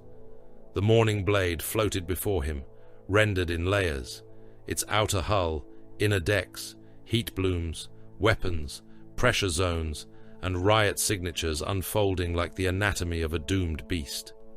Red icons flared across its internal spaces, where Night Lords fought Night Lords. Grey icons entered along the flank and vanished into shadow. Arak Mahan stood nearby, one side of his armor replaced by fresh plating after his fall from the dying cruiser. He had survived. The void had failed to keep him. "Their command integrity is collapsing," he said. Tyberos did not move. Internal casualties rising, warp signatures detected near secondary shrines, gene vault location uncertain, primary command throne contested, recommend full assault within the next strike window. Tyberos watched Krin's ship bleed itself. Not yet. Arak Mahan inclined his helm. By silence. Within the Morning Blade, Krin drove Vare back through the edge of the hololithic display. Stars broke around them in flickering fragments. Vare slipped on blood, recovered, and caught Krin's next strike on his augmetic claw. The temporary limb shattered under the force. He stumbled. Krin seized him by the throat and lifted him from the deck. "You would have made us thieves," Krin hissed. Vare's remaining hand found a blade at his belt. "We already were," he rasped. He drove the knife into Krin's side, beneath the ribs, deep enough to matter. Krin hurled him away. Vare struck the floor and slid through blood toward the base of the throne. He did not rise. The Warsire looked down at the knife in his side and began to laugh. The cathedral burned around him. His brothers died around him. His empire lost its voice, station by station, witness by witness, throat by throat. Still he laughed, because if silence had come for him, he would teach it spectacle from inside its own jaws. On the outer decks, a Carcharodon scout cut the final lock from an assault hatch and placed the summoning beacon. Teleport frost spread across the corridor walls. Aboard Nikor, Tyberos turned from the hololith and began walking toward the teleportarium. His red brethren followed without question. Across sealed vox channels, his voice entered the helms of the kill teams already inside the traitor flagship. Now they are ready. The Morning Blade welcomed invasion as it welcomed all things, with hatred. The old Grand Cruiser groaned around its wounds, black iron arteries pulsing with failing power, plasma conduits beating beneath the decks like infected veins. Its corridors were ribbed with adamantium and bone, narrowed by centuries of repair, mutilation, and desecration. Flayed banners hung from vaults where devotional penance had once carried the names of imperial saints. Corpse altars filled transit chapels, each altar built from the dead of some conquered ship, each skull wired to a vox idol that whispered old screams through cracked speakers. Chained engines howled in the depths, vast machine spirits bound beneath iron, prayer, cruelty, and stolen mechanicus rites. The ship had become a cathedral to fear. Its naves were gun decks, its confessionals were torture cells. Its choir pits were slave warrens, where men bred in darkness, labored in darkness, died in darkness, and learned that the armored gods above them preferred terror to obedience, only because terror lasted longer. The air smelled of hot metal, oil, blood, old incense, and the sour stink of too many bodies sealed inside a dying hull. Red lumen strips flickered along walls painted with lightning and Nostramon script. In some passages, the lights had failed decades before. In those places, the Night Lords hunted by memory. Now they hunted one another. The civil massacre spread faster than command could contain. Talons loyal to Krin sealed off the central approaches and turned murder holes upon their own brothers. Mutineers under Clan Varac cut power through the lower arteries and flooded Loyalist corridors with chemical dark. Urthak Sev's warp marked adherents spilled from hidden shrines, chanting through bloody mouths as they dragged chained psychers behind them. Mortal armsmen died without understanding which master they served that hour. Slaves rioted in the warrens, not from courage, but because the gods above had begun killing one another, and panic was the closest thing to hope they had ever known. The first Carcharodons moved through this madness as knives moved through open flesh. They did not rush toward the noise. They avoided the obvious routes. They sealed decks behind them with melter burns and chain locks. They marked compromised mortal concentrations with cold helm runes, then removed them with bolter fire, blade work, or hard vacuum. A Carcharodon kill team entered a slave chapel where hundreds knelt and begged for rescue beneath a broken aquila made from scavenged brass. The sergeant scanned them, saw Night Lords command sigils cut into their backs and explosive collars beneath their rags, and gave no speech before opening fire. The chapel became meat, smoke, and shattered brass. The kill team moved on before the last body stopped kicking. Elsewhere, grey warriors refused bait. A corridor ended in a pool of pale light, where a single wounded serf sobbed beside an open hatch, one hand reaching toward the Carcharodons, his throat rasping pleas to the Emperor. Beyond him, the hatch led into darkness, shaped too neatly, too patiently. A Night Lord's trap. The lead Carcharodon looked at the serf, then at the hatch, then fired one bolt round through the man's chest and ordered the corridor sealed. The murder hole behind the hatch erupted moments later as frustrated raptors ignited charges meant for pursuers who never came. The ship learned that the Grey Ones would not chase screams. That lesson cost the Sable Choir dearly, yet the Morning Blade was no passive corpse. The Night Lords knew every maintenance duct, every dead lift shaft, every forgotten waterline, every service crawl through the armored bones of their vessel. They had hidden weapons where no sane shipmaster would permit weapons to remain.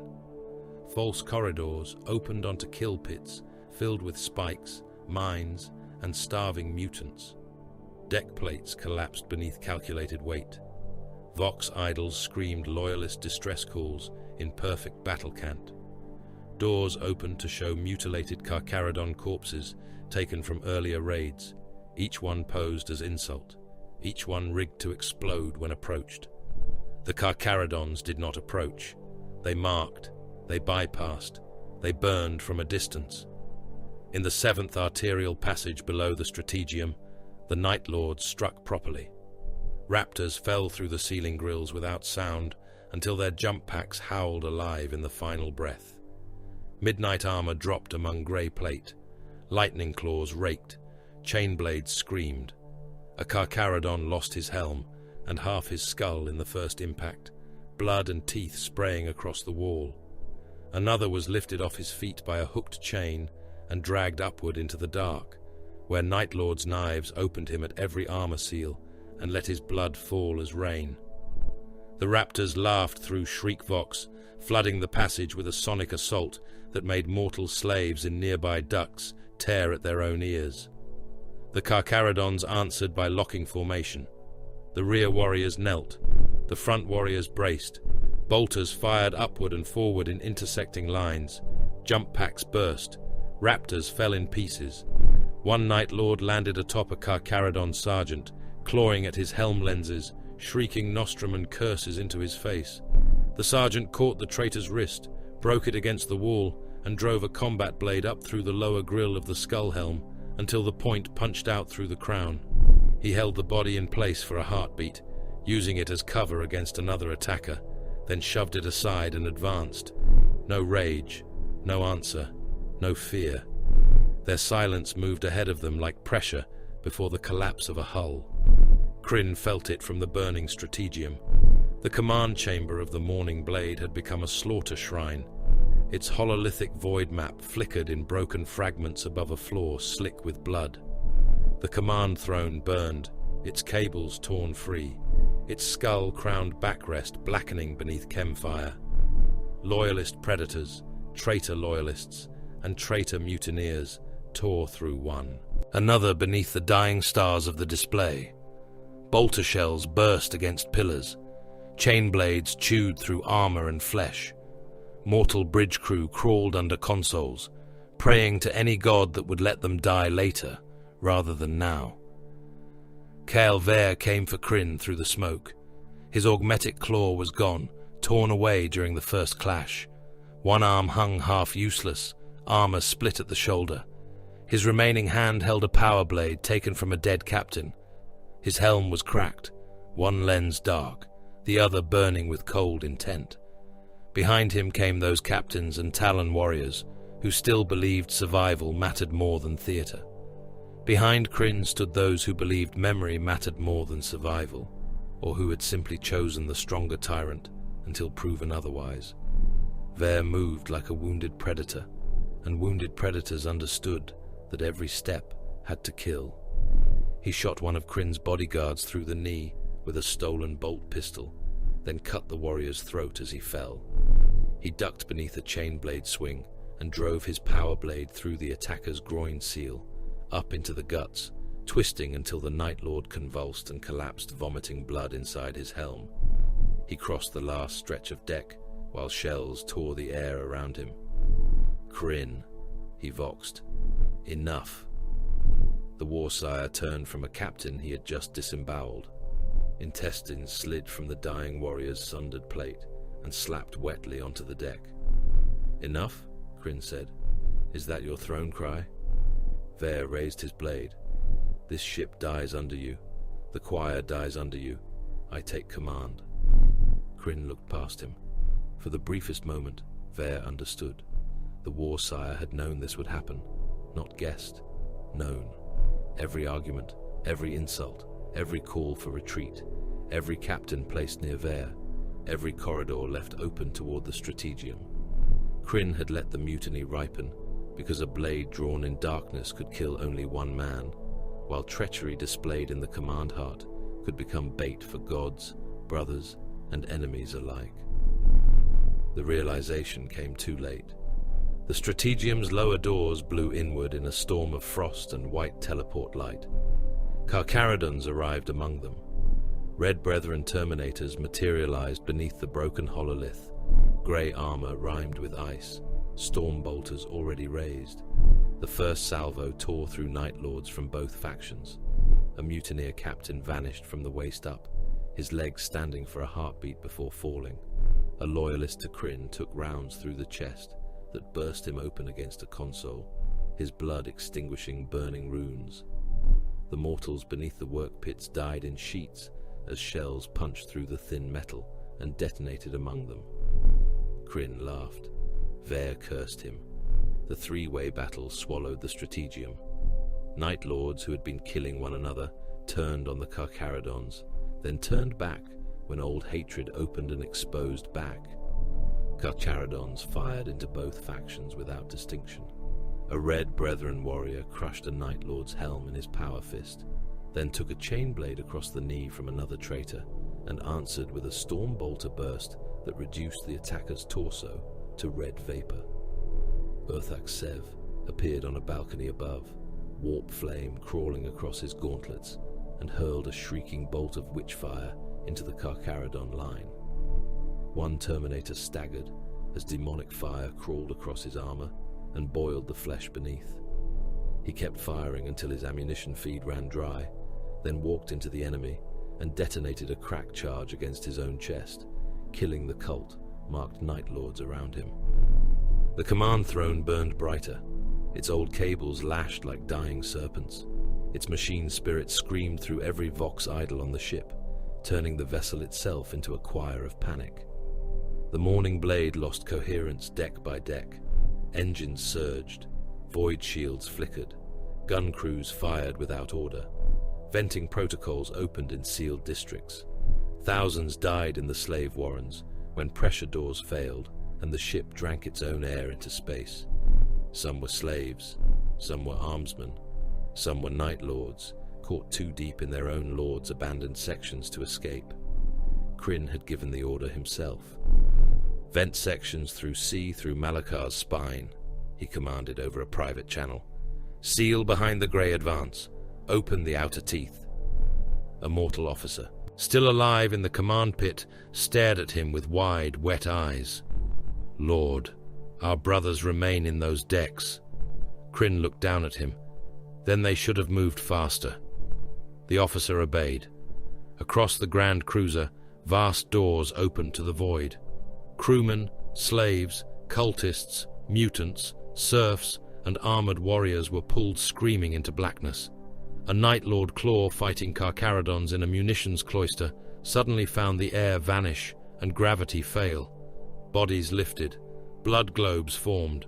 Bolter shells continued firing in hard vacuum until magazines emptied.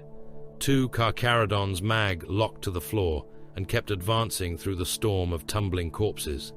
3 Night Lords were torn out through a widening hull split, still clawing at the edges, still cursing Krin as the void took them. The tactics slowed the Carcharodons. It did not stop Tyberos. He entered the Morning Blade through the wound made by his own teleport strike, surrounded by the surviving Red Brethren. The corridor before him was a long nave of black iron, lined with corpse altars and hanging chains.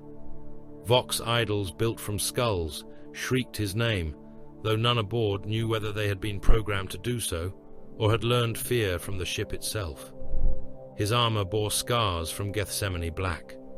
His left pauldron still carried the pale wound of a Lascanon strike. Hunger and slake waited in his hands.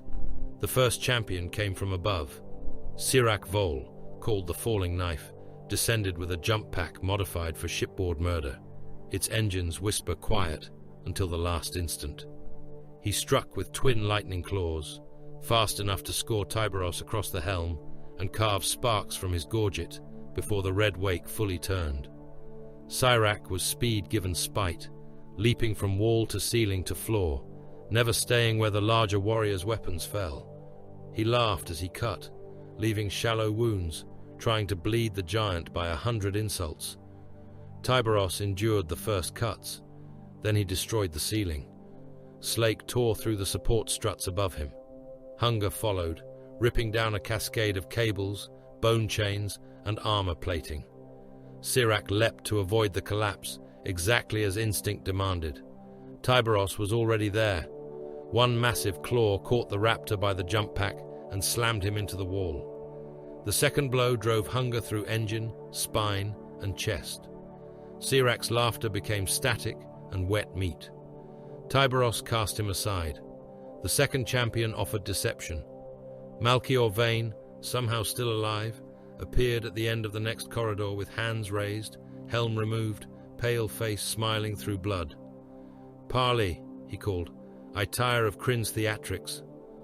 The Carcharodons beside Tyberos raised weapons.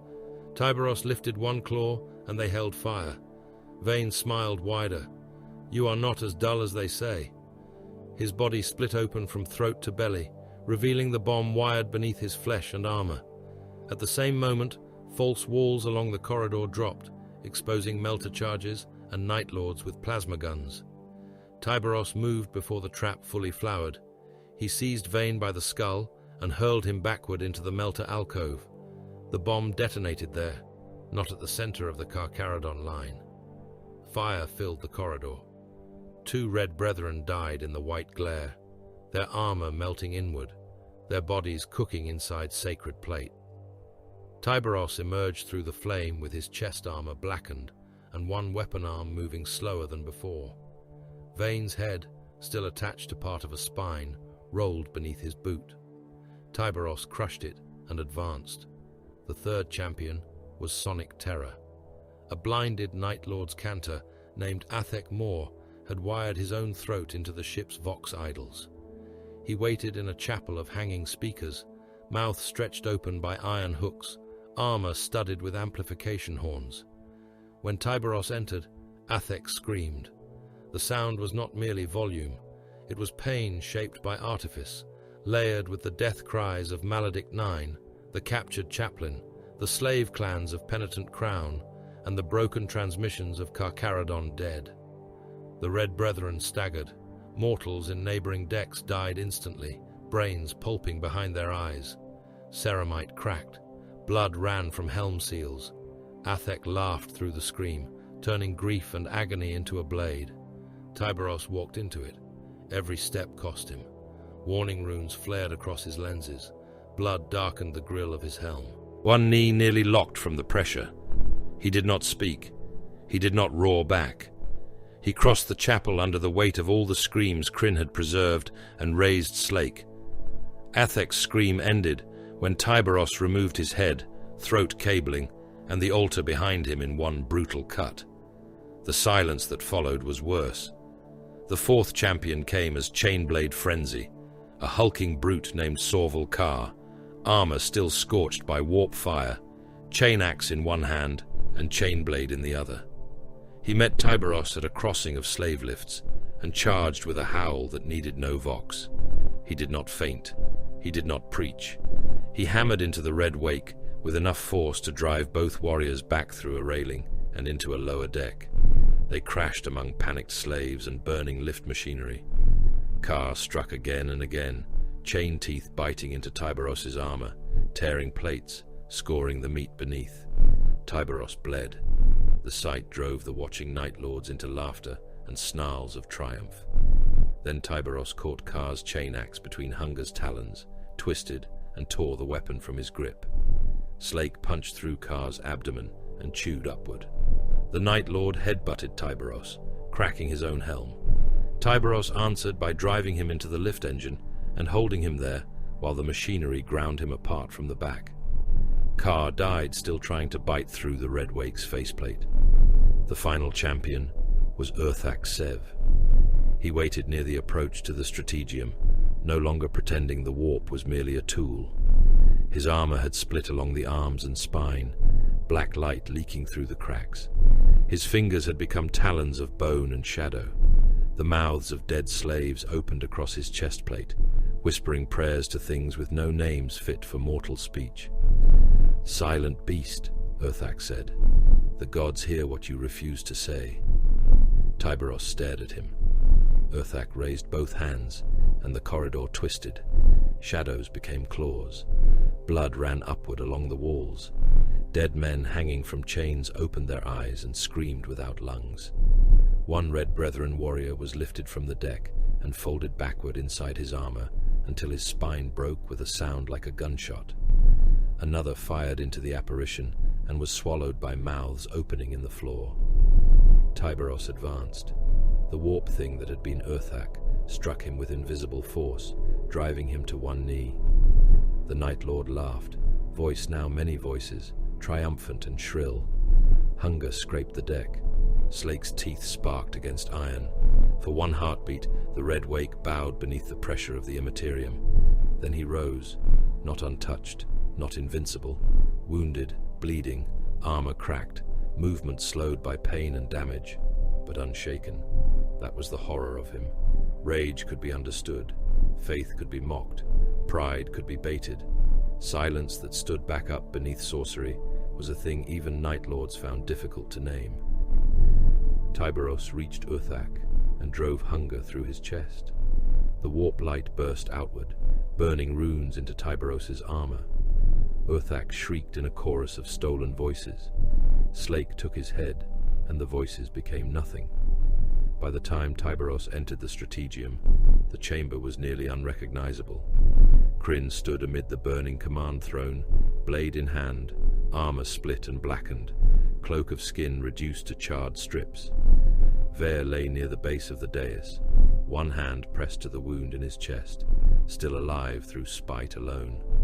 Around them, Night Lords, Loyalists, and mutineers fought the last Carcharodons in pockets of desperate violence. The hololith showed the morning blade drifting, engines misfiring, helm control gone, outer decks open to void. Tyberos stepped through smoke and blood. Krin turned toward him.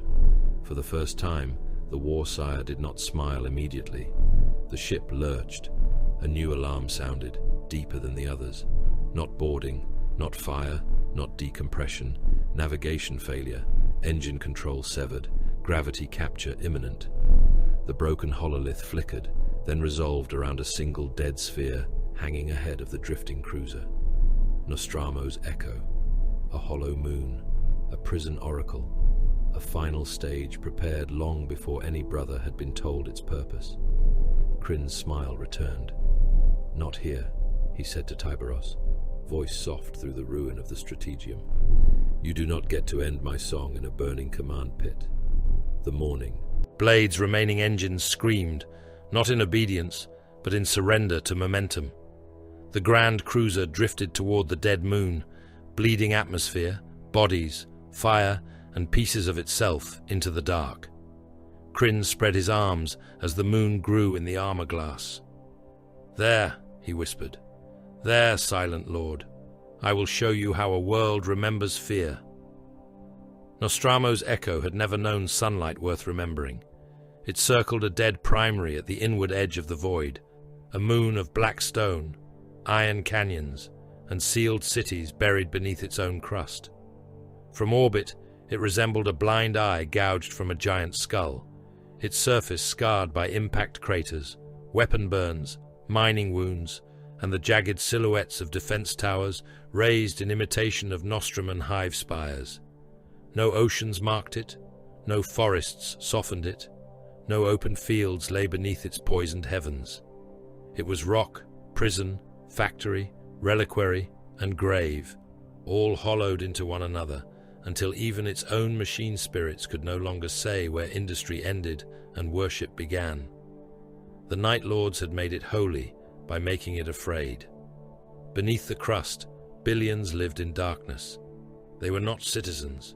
They were not subjects in any civilized sense. They were stock, descendants of penal legions, void gangs, broken shrine convoys, Nostramon exile bloodlines, mutant undercastes, kidnapped pilgrim clans, and generations of slaves bred beneath black ceilings and red lumen glow. They were born in stacked warrens around furnace shafts and ventilation wells. They learned to walk by the tremor of distant machines.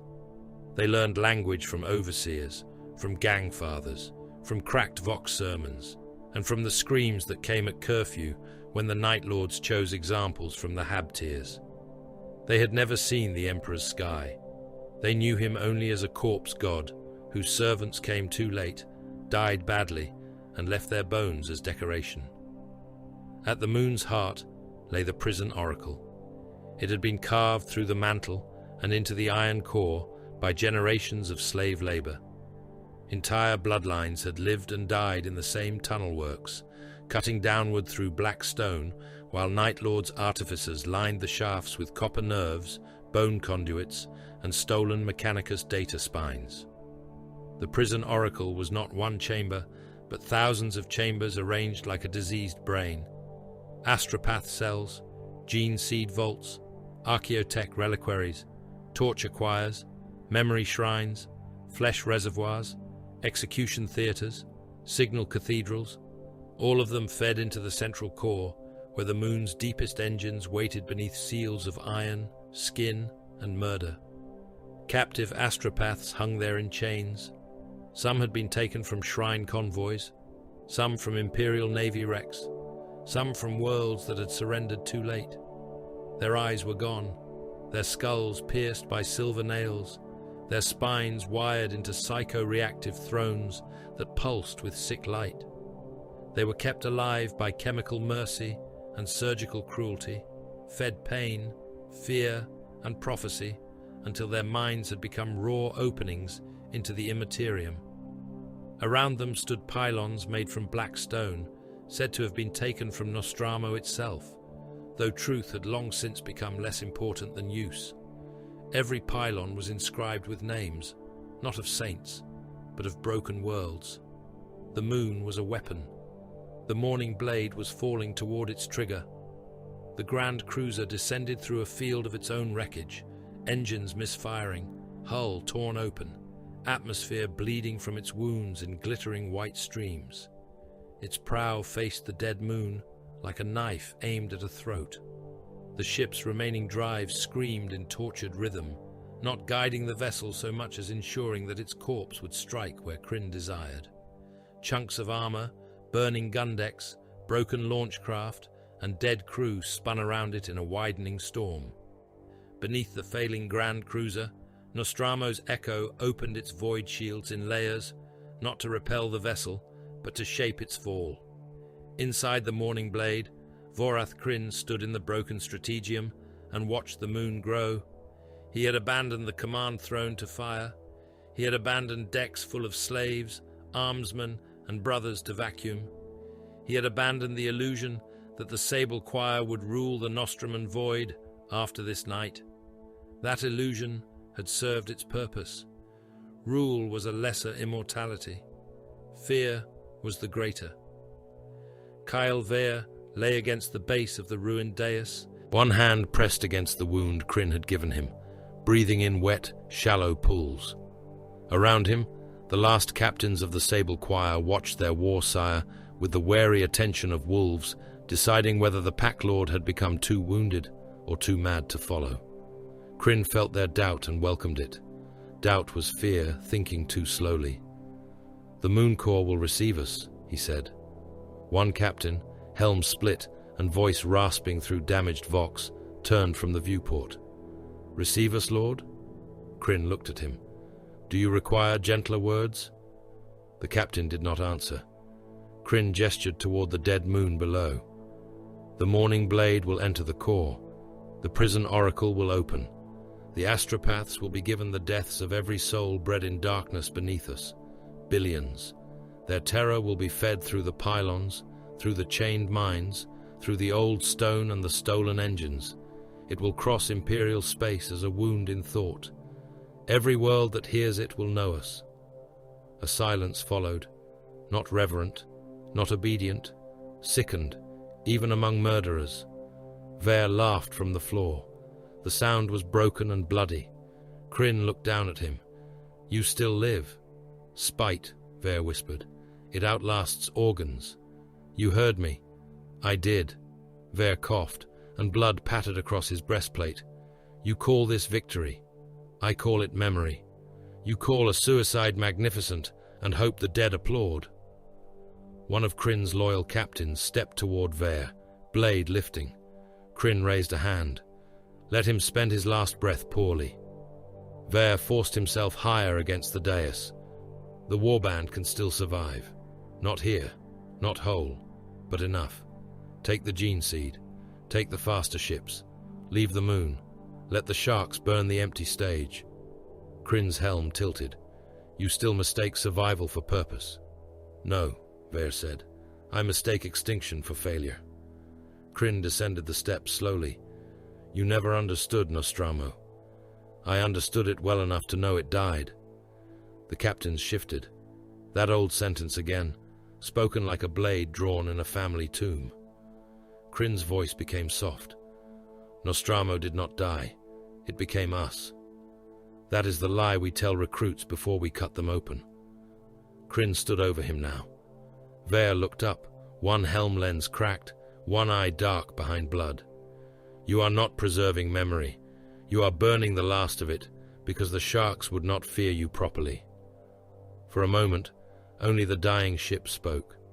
The morning blade groaned around them, metal shrieking, as gravity took deeper hold.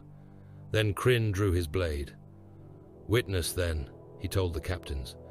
"This is the price of speaking as though life has worth apart from the fear it leaves behind." Vare tried to rise. He managed one knee. That was all. Krin drove the blade through his throat seal and out through the back of his neck. Vare's body convulsed. His remaining hand caught Krin's wrist and held it, not in strength, but in accusation. Krin leaned close as blood filled the Reaver's helm. "You could have been remembered," Krin whispered. Vare's vox clicked once, a broken laugh drowned in blood. Then he died. Krin tore the blade free and turned to the remaining captains. Some bowed, some did not. None spoke. That was enough. In orbit above the dying cruiser, Tyberos gave the order that condemned the moon. Nikor and the surviving Carcharodon vessels had formed a noose around Nostramo's echo, their hulls black against the dead starfield, their guns tracking not cities, but signal engines, shield pylons, and launch ports. Red Wake 1 burned in the distance, its captured manufactoria feeding ammunition to the assault craft, already streaking toward the moon. The remnants of the war pack gathered without hymn or triumph. In Nikor's strategium, the hololith showed the moon in layered anatomy, surface batteries, void shield harmonics, subcrustal hive caverns, slave population density, gene seed vault signatures, archaeotech energy ghosts, astropathic pressure rising in the core like a boil beneath skin. The projected impact path of the morning blade cut through all of it as a red spear. Arak Mahen stood beside Tyberos, his repaired armor marked with fresh oath chains. "The signal engine is real." A mortal data savant, his voice trembling despite the surgical calm of his implants, added, "Psychic propagation. Could reach beyond the void, Lord. Not in words, in terror imprint. Mass casualty resonance through bound astropaths. The deaths below would become carrier force." Tyberos watched the red spear descend. "Time. Little," Arak Mahen said. The savant swallowed. "Evacuation impossible." Tyberos did not turn. Not ordered. No one spoke of saving Nostramo's echo. The population below numbered in the billions. Even had there been mercy enough to desire their salvation, there was no time, no capacity, and no purity left in the moon's chained bloodlines that imperial law would have called worth the effort. The Carcharodons had come to prevent the signal, to recover gene seed, to take archaeotech, to deny the Night Lord's immortality. The lives beneath the crust were variables in an execution, nothing more. Tyberos raised one clawed hand toward the hololith. "Full assault." Arak Mahen bowed his helm. "By silence. Break the core. Recover the seed. Kill the voice." The moon answered before the first wave reached it.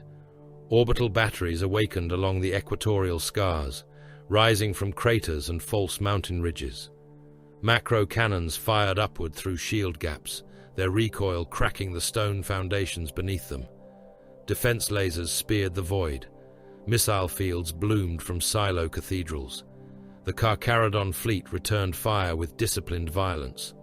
Lance strikes flashed across the moon's surface, turning towers into vapor and carving molten canyons through defense lines. Torpedoes plunged into shielded bastions and burst against layered void fields in expanding spheres of white flame.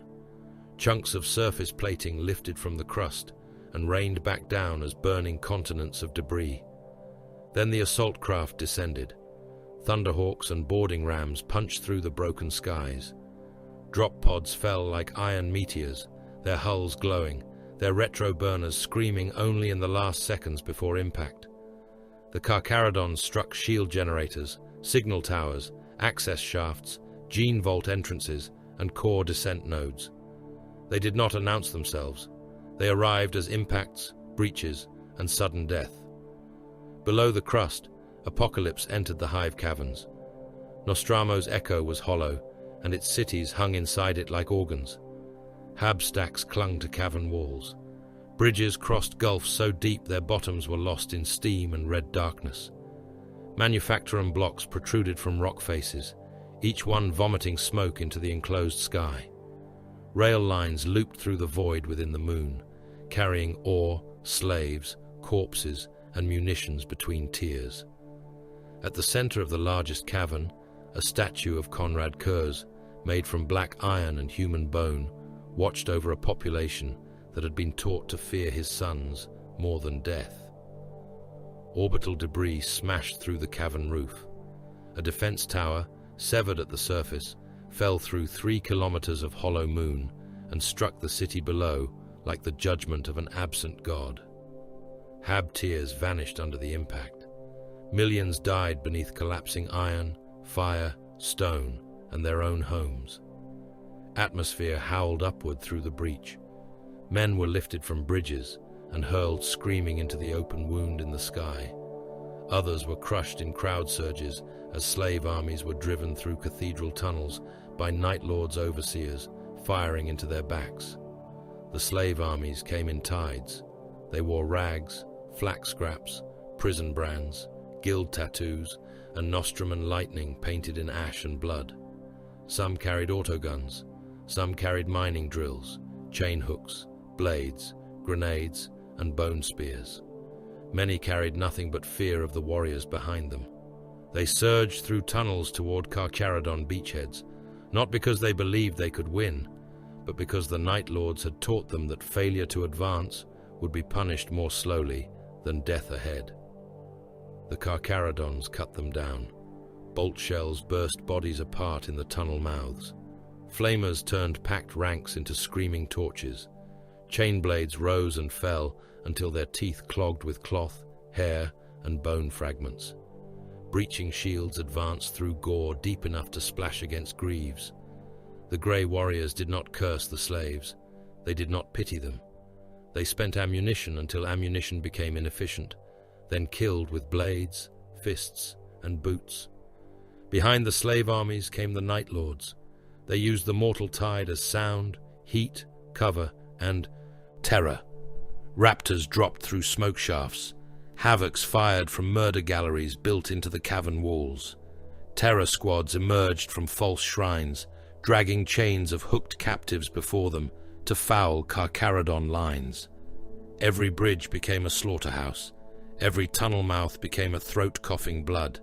Every collapsing Hab tier became another altar to the lesson that the galaxy had never cared who was innocent. Tyberos descended with the Red Brethren through the primary core shaft.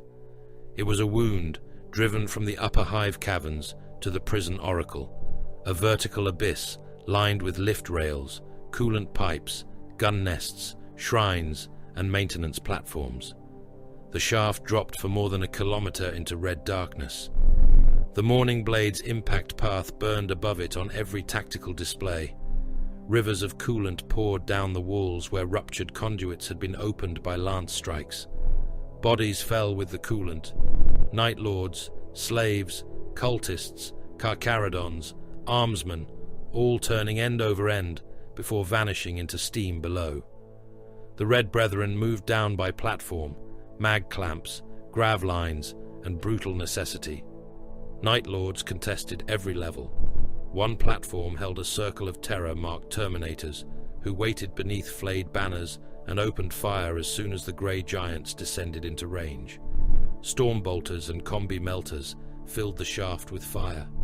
One Red Brethren warrior took a melter blast to the helm and fell backward into the abyss, his armor burning all the way down. Another was seized by a Night Lord's chain fist and dragged into close combat, where both warriors hacked at each other until the platform broke beneath them and dropped them screaming into the coolant storm. Tyberos fought through the center. Hunger and Slake tore apart traitor plate, railing, door, weapon and flesh, without distinction. A Night Lord champion tried to leap upon him from above, blade aimed for the helm joint. Tyberos caught him mid-air, slammed him into the shaft wall, and scraped him downward across the stone until armor, skin, and bone came apart in a red smear. Another attacked from behind with a thunder hammer, striking Tyberos hard enough to crack his rear plate and drive him to one knee. The Red Wake rose, turned, and cut the hammer haft, then the hands holding it, then the warrior behind the hands. Still, he did not speak. That silence moved through the defenders faster than any roar. At the bottom of the shaft, the prison oracle opened. Its gates were made from Nostraman stone and imperial gold stolen from shrine worlds. Skulls lined the arch, each one from a commander, priest, guildmaster, or brother Krin had judged worthy of memory. Beyond lay the throne room. It had been carved from black stone veined with silver, a cavern chamber shaped like the inside of a skull. Imperial bones formed pillars. Aquilus had been broken and reset upside down into the floor. Gene seed vaults stood behind armored glass along the walls, each one guarded by dead servitors and living murderers. Archaeotech engines pulsed beneath the central dais, their coils wrapped in flesh cables that ran upward into the astropathic choir suspended above the throne. Hundreds of blind psychers hung from chains in concentric rings, twitching, whispering, bleeding light from empty eye sockets. At the chamber's far end stood Warrath Crin. He wore relic armor now, older and darker than the plate he had worn aboard the Morning Blade.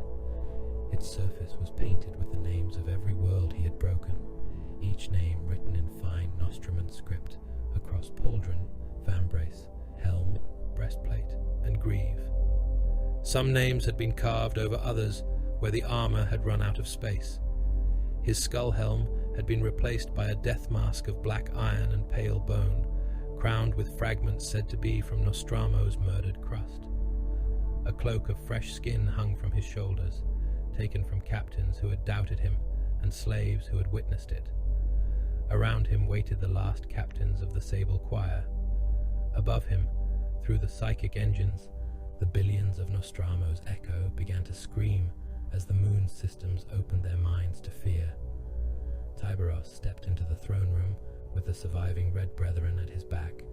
His armor was cracked, burned, and wet with blood that was not all his own. Hunger and Slake hung at his sides, their teeth still turning slowly. Krin spread his arms. "At last," he said, voice rich with triumph. Ruin and madness sharpened into purpose. The silent beast comes to learn fear. The throne room shook as the dead moon began to die. Above the prison oracle, Nostramo's echo tore itself apart by degrees. Hive caverns collapsed in grinding avalanches of black stone and iron habitation stacks. Bridges snapped under the weight of fleeing millions.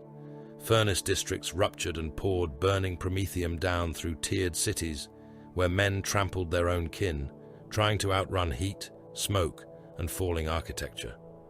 Void breaches opened in the crust, like wounds in a god's skull, dragging air, bodies, ash, and prayer into the cold beyond. Whole hab levels broke free from the cavern walls and fell into the depths, with their populations still sealed inside, lumen windows flickering until impact made them brief constellations of fire. The psychic engines drank all of it. Every death fed the prison oracle. Every scream became current. Every panic spike ran through copper nerve lines, bone conduits, and the chained astropaths hanging above the throne room in rings of trembling meat. Blind psychers convulsed in their harnesses, mouths stretched open, blood misting from their lips as the fear of billions forced itself through their minds. The air tasted of lightning and ruptured organs. The black stone pylons around the chamber burned with cold script, each Nostraman rune awakening as if old names could hear the slaughter and had come to witness. At the center of it all, Warrath Crin stood with his arms spread like a priest before an altar. His final captains moved first. They came at the Red Brethren in midnight plate, some howling through vox grills, some laughing, some silent with the calm of warriors who had spent all lesser instincts and found only murder remaining. The Carcharodons met them without oath or challenge. Storm bolters thundered beneath the hanging astropaths. Chain fists carved through ancient armor. Lightning claws screamed against ceramite. The throne room became a killing ground of grey and midnight, of shark marks and lightning bolts, of cold discipline grinding against old legion spite. Tyberos did not look at the battle around him. He looked only at Krin. The Warsire lowered his arms and drew a blade from behind his throne. It was thin, black, and cruelly curved, more execution knife than sword, its edge wet with a venom that smoked where it touched the air. A second weapon slid from his wrist housing, a short hooked talon meant for armor seals and tendon cuts. He did not take a duelist's stance. That would have implied terms. Krin had never believed in fair fights. Fairness was a priest's word, a consolation for those too weak to arrange advantage before killing began. "You came far for this," Krin said. His voice carried through the chamber, rich and theatrical, strengthened by the vox idols built into the pillars. "Across my void, through my stations, through my forge, through my ship. Tell me, Silent Lord, was it duty that dragged you here, or hunger?" Tyberos advanced. Krin smiled behind his death mask and stepped backward. The floor between them detonated. Charges hidden beneath the inverted aquilus blew upward in a storm of fire, bone shards, and black stone splinters. The blast swallowed Tyberos to the waist and hurled two red brethren from their feet. One crashed into a pylon and rose with his armor cracked. Another disappeared beneath falling debris and did not rise at all. Krin moved through the smoke before the blast faded, blade low, talon high, striking for the wounded seams in Tyberos's armor where earlier battles had already opened the plate. The venom blade scored across the Red Wake's side. Warning runes flared inside Tyberos's helm. Poison hissed against the armor seal, searching for blood, nerve, and weakness. Krin cut again, not at the strongest plates, never where pride would strike, but beneath the arm, behind the knee, at the gorget, at the joints, where even tactical dreadnought plate remembered it had been made by hands, and therefore could be unmade. "You are large," Krin said, circling him. "Large things mistake endurance for dominion. Stone endures, tombs endure, corpses endure, none of them rule." Tyberos turned and struck. Krin was already gone, moving with the quick, predatory grace of Nostramon alleys and old legion murder drills. Hunger carved through the air where he had stood and tore apart a stone pillar. Behind him, sending skulls and imperial bones spilling across the floor. Krin fired his wrist talon into the fallen bones. The skulls burst open, releasing a cloud of powdered glass and nerve toxin. The red brethren nearest the cloud staggered. One dropped to a knee, helm filters screaming failure. A Night Lord captain seized the moment and drove a chain blade into the Carcharodon's neck seal. The grey warrior caught the attacker's arm and broke it before dying, dragging the traitor down with him as both disappeared beneath the boots of the melee. Krin laughed. "Do you see, sons of the outer dark? This is what war is when stripped of your dull rights. Not silence, not discipline, not debt. War is fear given teeth. War is the moment one soul teaches another the shape of consequence." Tyberos came through the toxin cloud. His armor was bleeding fumes. One knee joint dragged for half a step before the servos corrected. Hunger and slake hung low at his sides, not idle, not weary, but patient. Krin's laughter faded by a fraction. Then the Night Lord spoke again, because speech was his weapon, and silence had become an enemy he could not stop trying to wound. Kurz understood. Our father understood. The Emperor built an empire on fear, and named it unity. The Primarchs built legions from stolen children, and named it glory. Terror chained mankind to a corpse, and named it faith. We merely told the truth without gold leaf. Tyberos said nothing. Krin's blade flashed in, cutting across the damaged pauldron, scraping sparks and black venom. Tyberos answered with slake, and Krin twisted away, losing a strip of relic armor from his breastplate. The severed plate struck the floor with a ringing note. Painted upon it, in tiny Nostramon script, was the name of a world Krin had broken before most of the men now dying above the core had been born. Krin looked down at the fallen name. His voice sharpened. You erase witnesses because you fear memory. You kill without theater because you fear meaning. You call it necessity, Shark, but I know the scent of cowardice beneath iron. Tyberos moved again. Krin triggered the next kill zone. The throne dais opened along hidden seams. Heavy bolters concealed behind skull pillars hammered into life, their machine spirits enslaved to dead hand runes and hatred. Shells struck Tyberos across the chest and shoulder, detonating in blossoms of fire and ceramite dust. A Red Brethren warrior stepped into the line of fire, shield raised, and was punched backward piece by piece until his torso burst open and his blood painted the pylon behind him. Another Carcharodon teleported into the bolter nest and died killing it, his chain fist cutting through the ammunition feed as shells tore his abdomen into red vapor. Tyberos kept walking.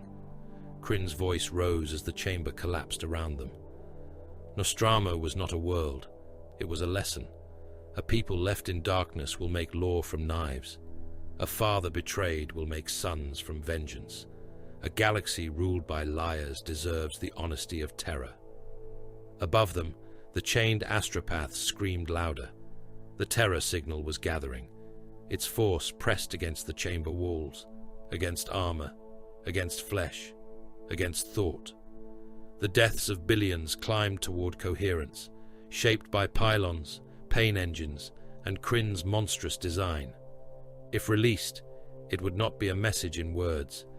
It would be a nightmare made imperial in scale, a psychic wound hurled across the dark, carrying the last agony of Nostramo's echo into the dreams of worlds that had never heard its name. Arak Mahan saw it first. The Reaper Prime, bloodied but alive, broke from combat and voxed through the storm. Relay ascendant, core discharge imminent. Tyberos did not turn. Krin did. He looked upward, and in that moment, his death mask seemed almost reverent. Yes, he whispered. Hear them. Every throat, every heart, every little life crushed into significance at last.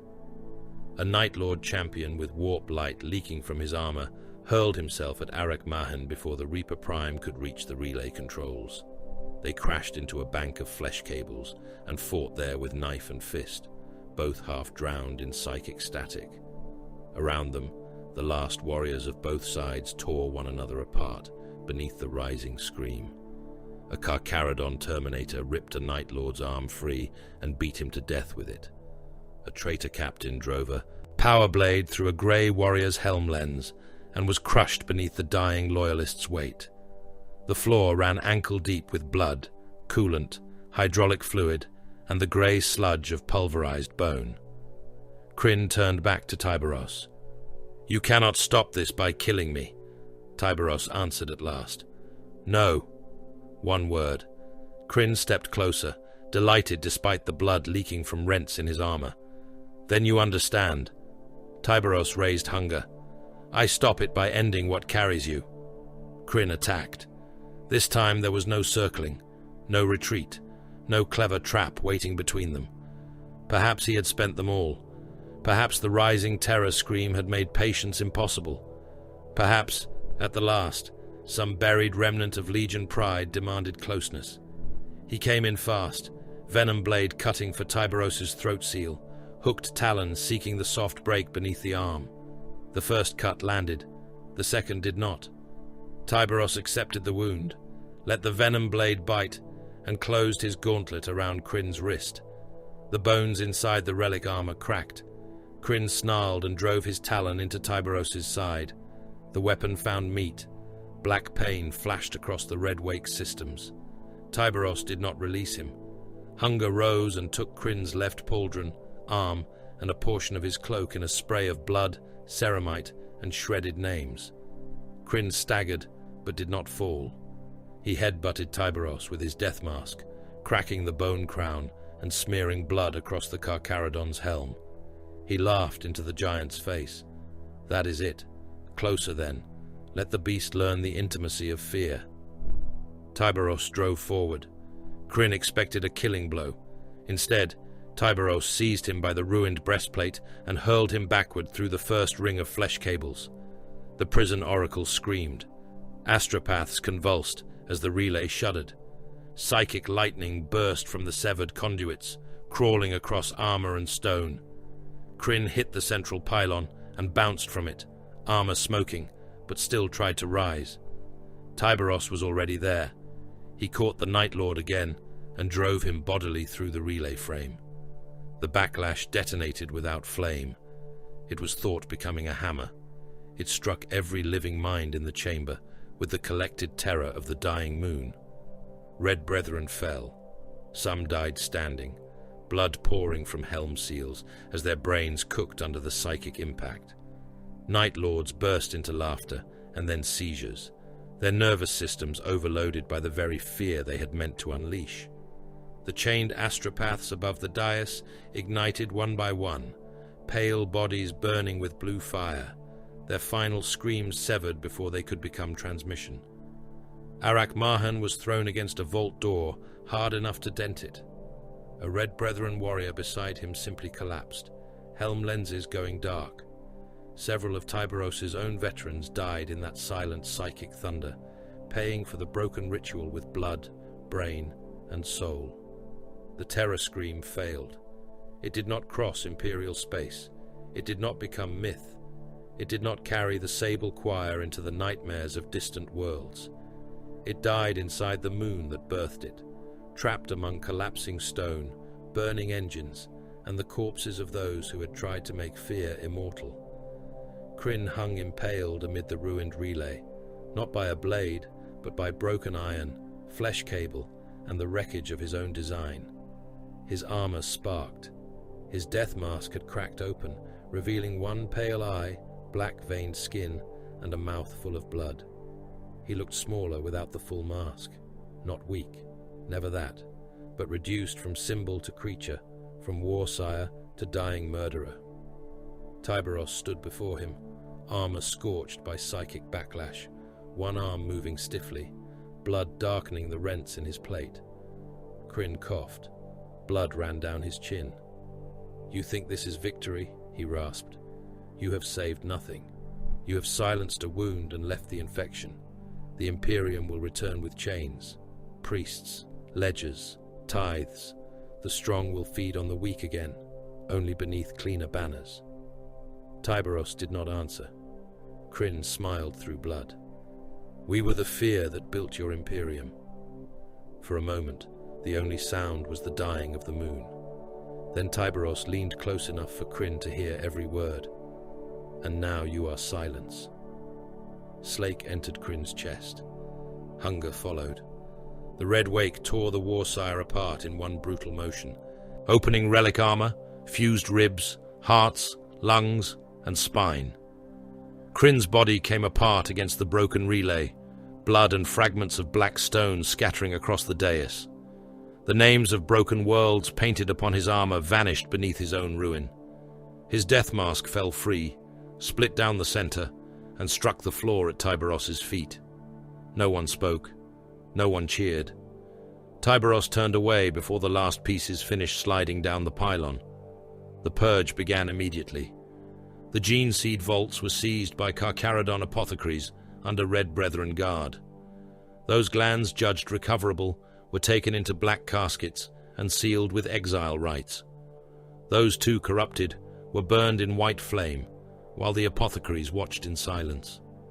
Archaeotech engines were cut from their housings and dragged toward extraction craft by servitors and press-ganged labor stock.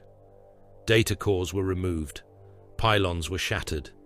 The astropathic chains were broken only after every captive mind had been killed. Nostramo's echo continued to collapse. Tyberos ordered the moon core purged, not liberated. Carcharodon kill teams moved through the lower caverns with Auspex scanners and tithe brands. Useful male stock of viable age and flesh purity was separated, chained, and marched toward extraction zones under armed guard. Skilled laborers who could still obey were marked for transport. The compromised were executed where they knelt, whether they prayed, cursed, begged, or stared with empty eyes. Cult-marked clans were burned out of their warrens. Mutant tribes were sealed behind blast doors and left to the failing atmosphere. Those too numerous, too damaged, or too irrelevant to process were abandoned to the reclamation fleets that might come in a year, a decade, or never. No hymn marked the work. No proclamation declared victory. Above the dead moon, the Carcharodon fleet gathered its wounded and its tithed. Red Wake I took on gene caskets, ammunition, and chained recruits who did not yet understand that survival had only changed the nature of their imprisonment.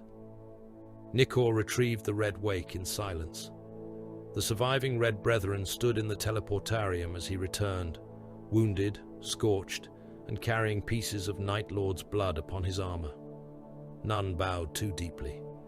None asked if the enemy lord had died bravely. Bravery had no place in the ledger. Arak Mahan, still alive, came to him with a cracked helm and one arm bound in emergency splints. "Core signal is ended," he said.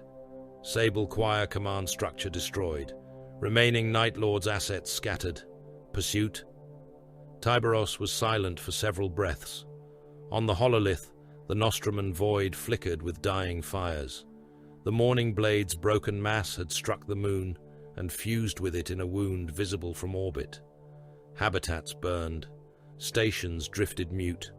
Fleets that had screamed for generations now transmitted only emergency static, machine prayers, and the occasional thin cry of survivors no one had yet bothered to answer. "Mark remnants," Tyberos said. "Hunt later. By silence. By debt." The Carcharodons departed without celebration. Their ships turned from Nostramo's echo and moved into the outer dark with holds full of gene seed, relic engines, ammunition, prisoners, and the cold satisfaction of an execution completed. They left behind no monuments. They raised no aquila over the dead moon. They did not restore imperial governance, comfort the surviving habitats, or promise that the nightmare had ended. The Nostramon void was pacified only in the way a throat is pacified after the knife has passed through it. It was not healed. Its worlds were quieter because most of the screaming had stopped. Days later, in a debris field where the corpse rings of dead ships drifted around a shattered listening post, a single Night Lord signal buoy awakened. It was damaged, half frozen, its casing split by shrapnel, its memory core bleeding corrupted fragments into the void. No ship answered it. No relay carried it. No Warsire remained to shape its message into doctrine. Still, the buoy turned slowly among the dead and found enough power for one final transmission. A broken phrase whispered into the dark. "We are not dead. We are waiting."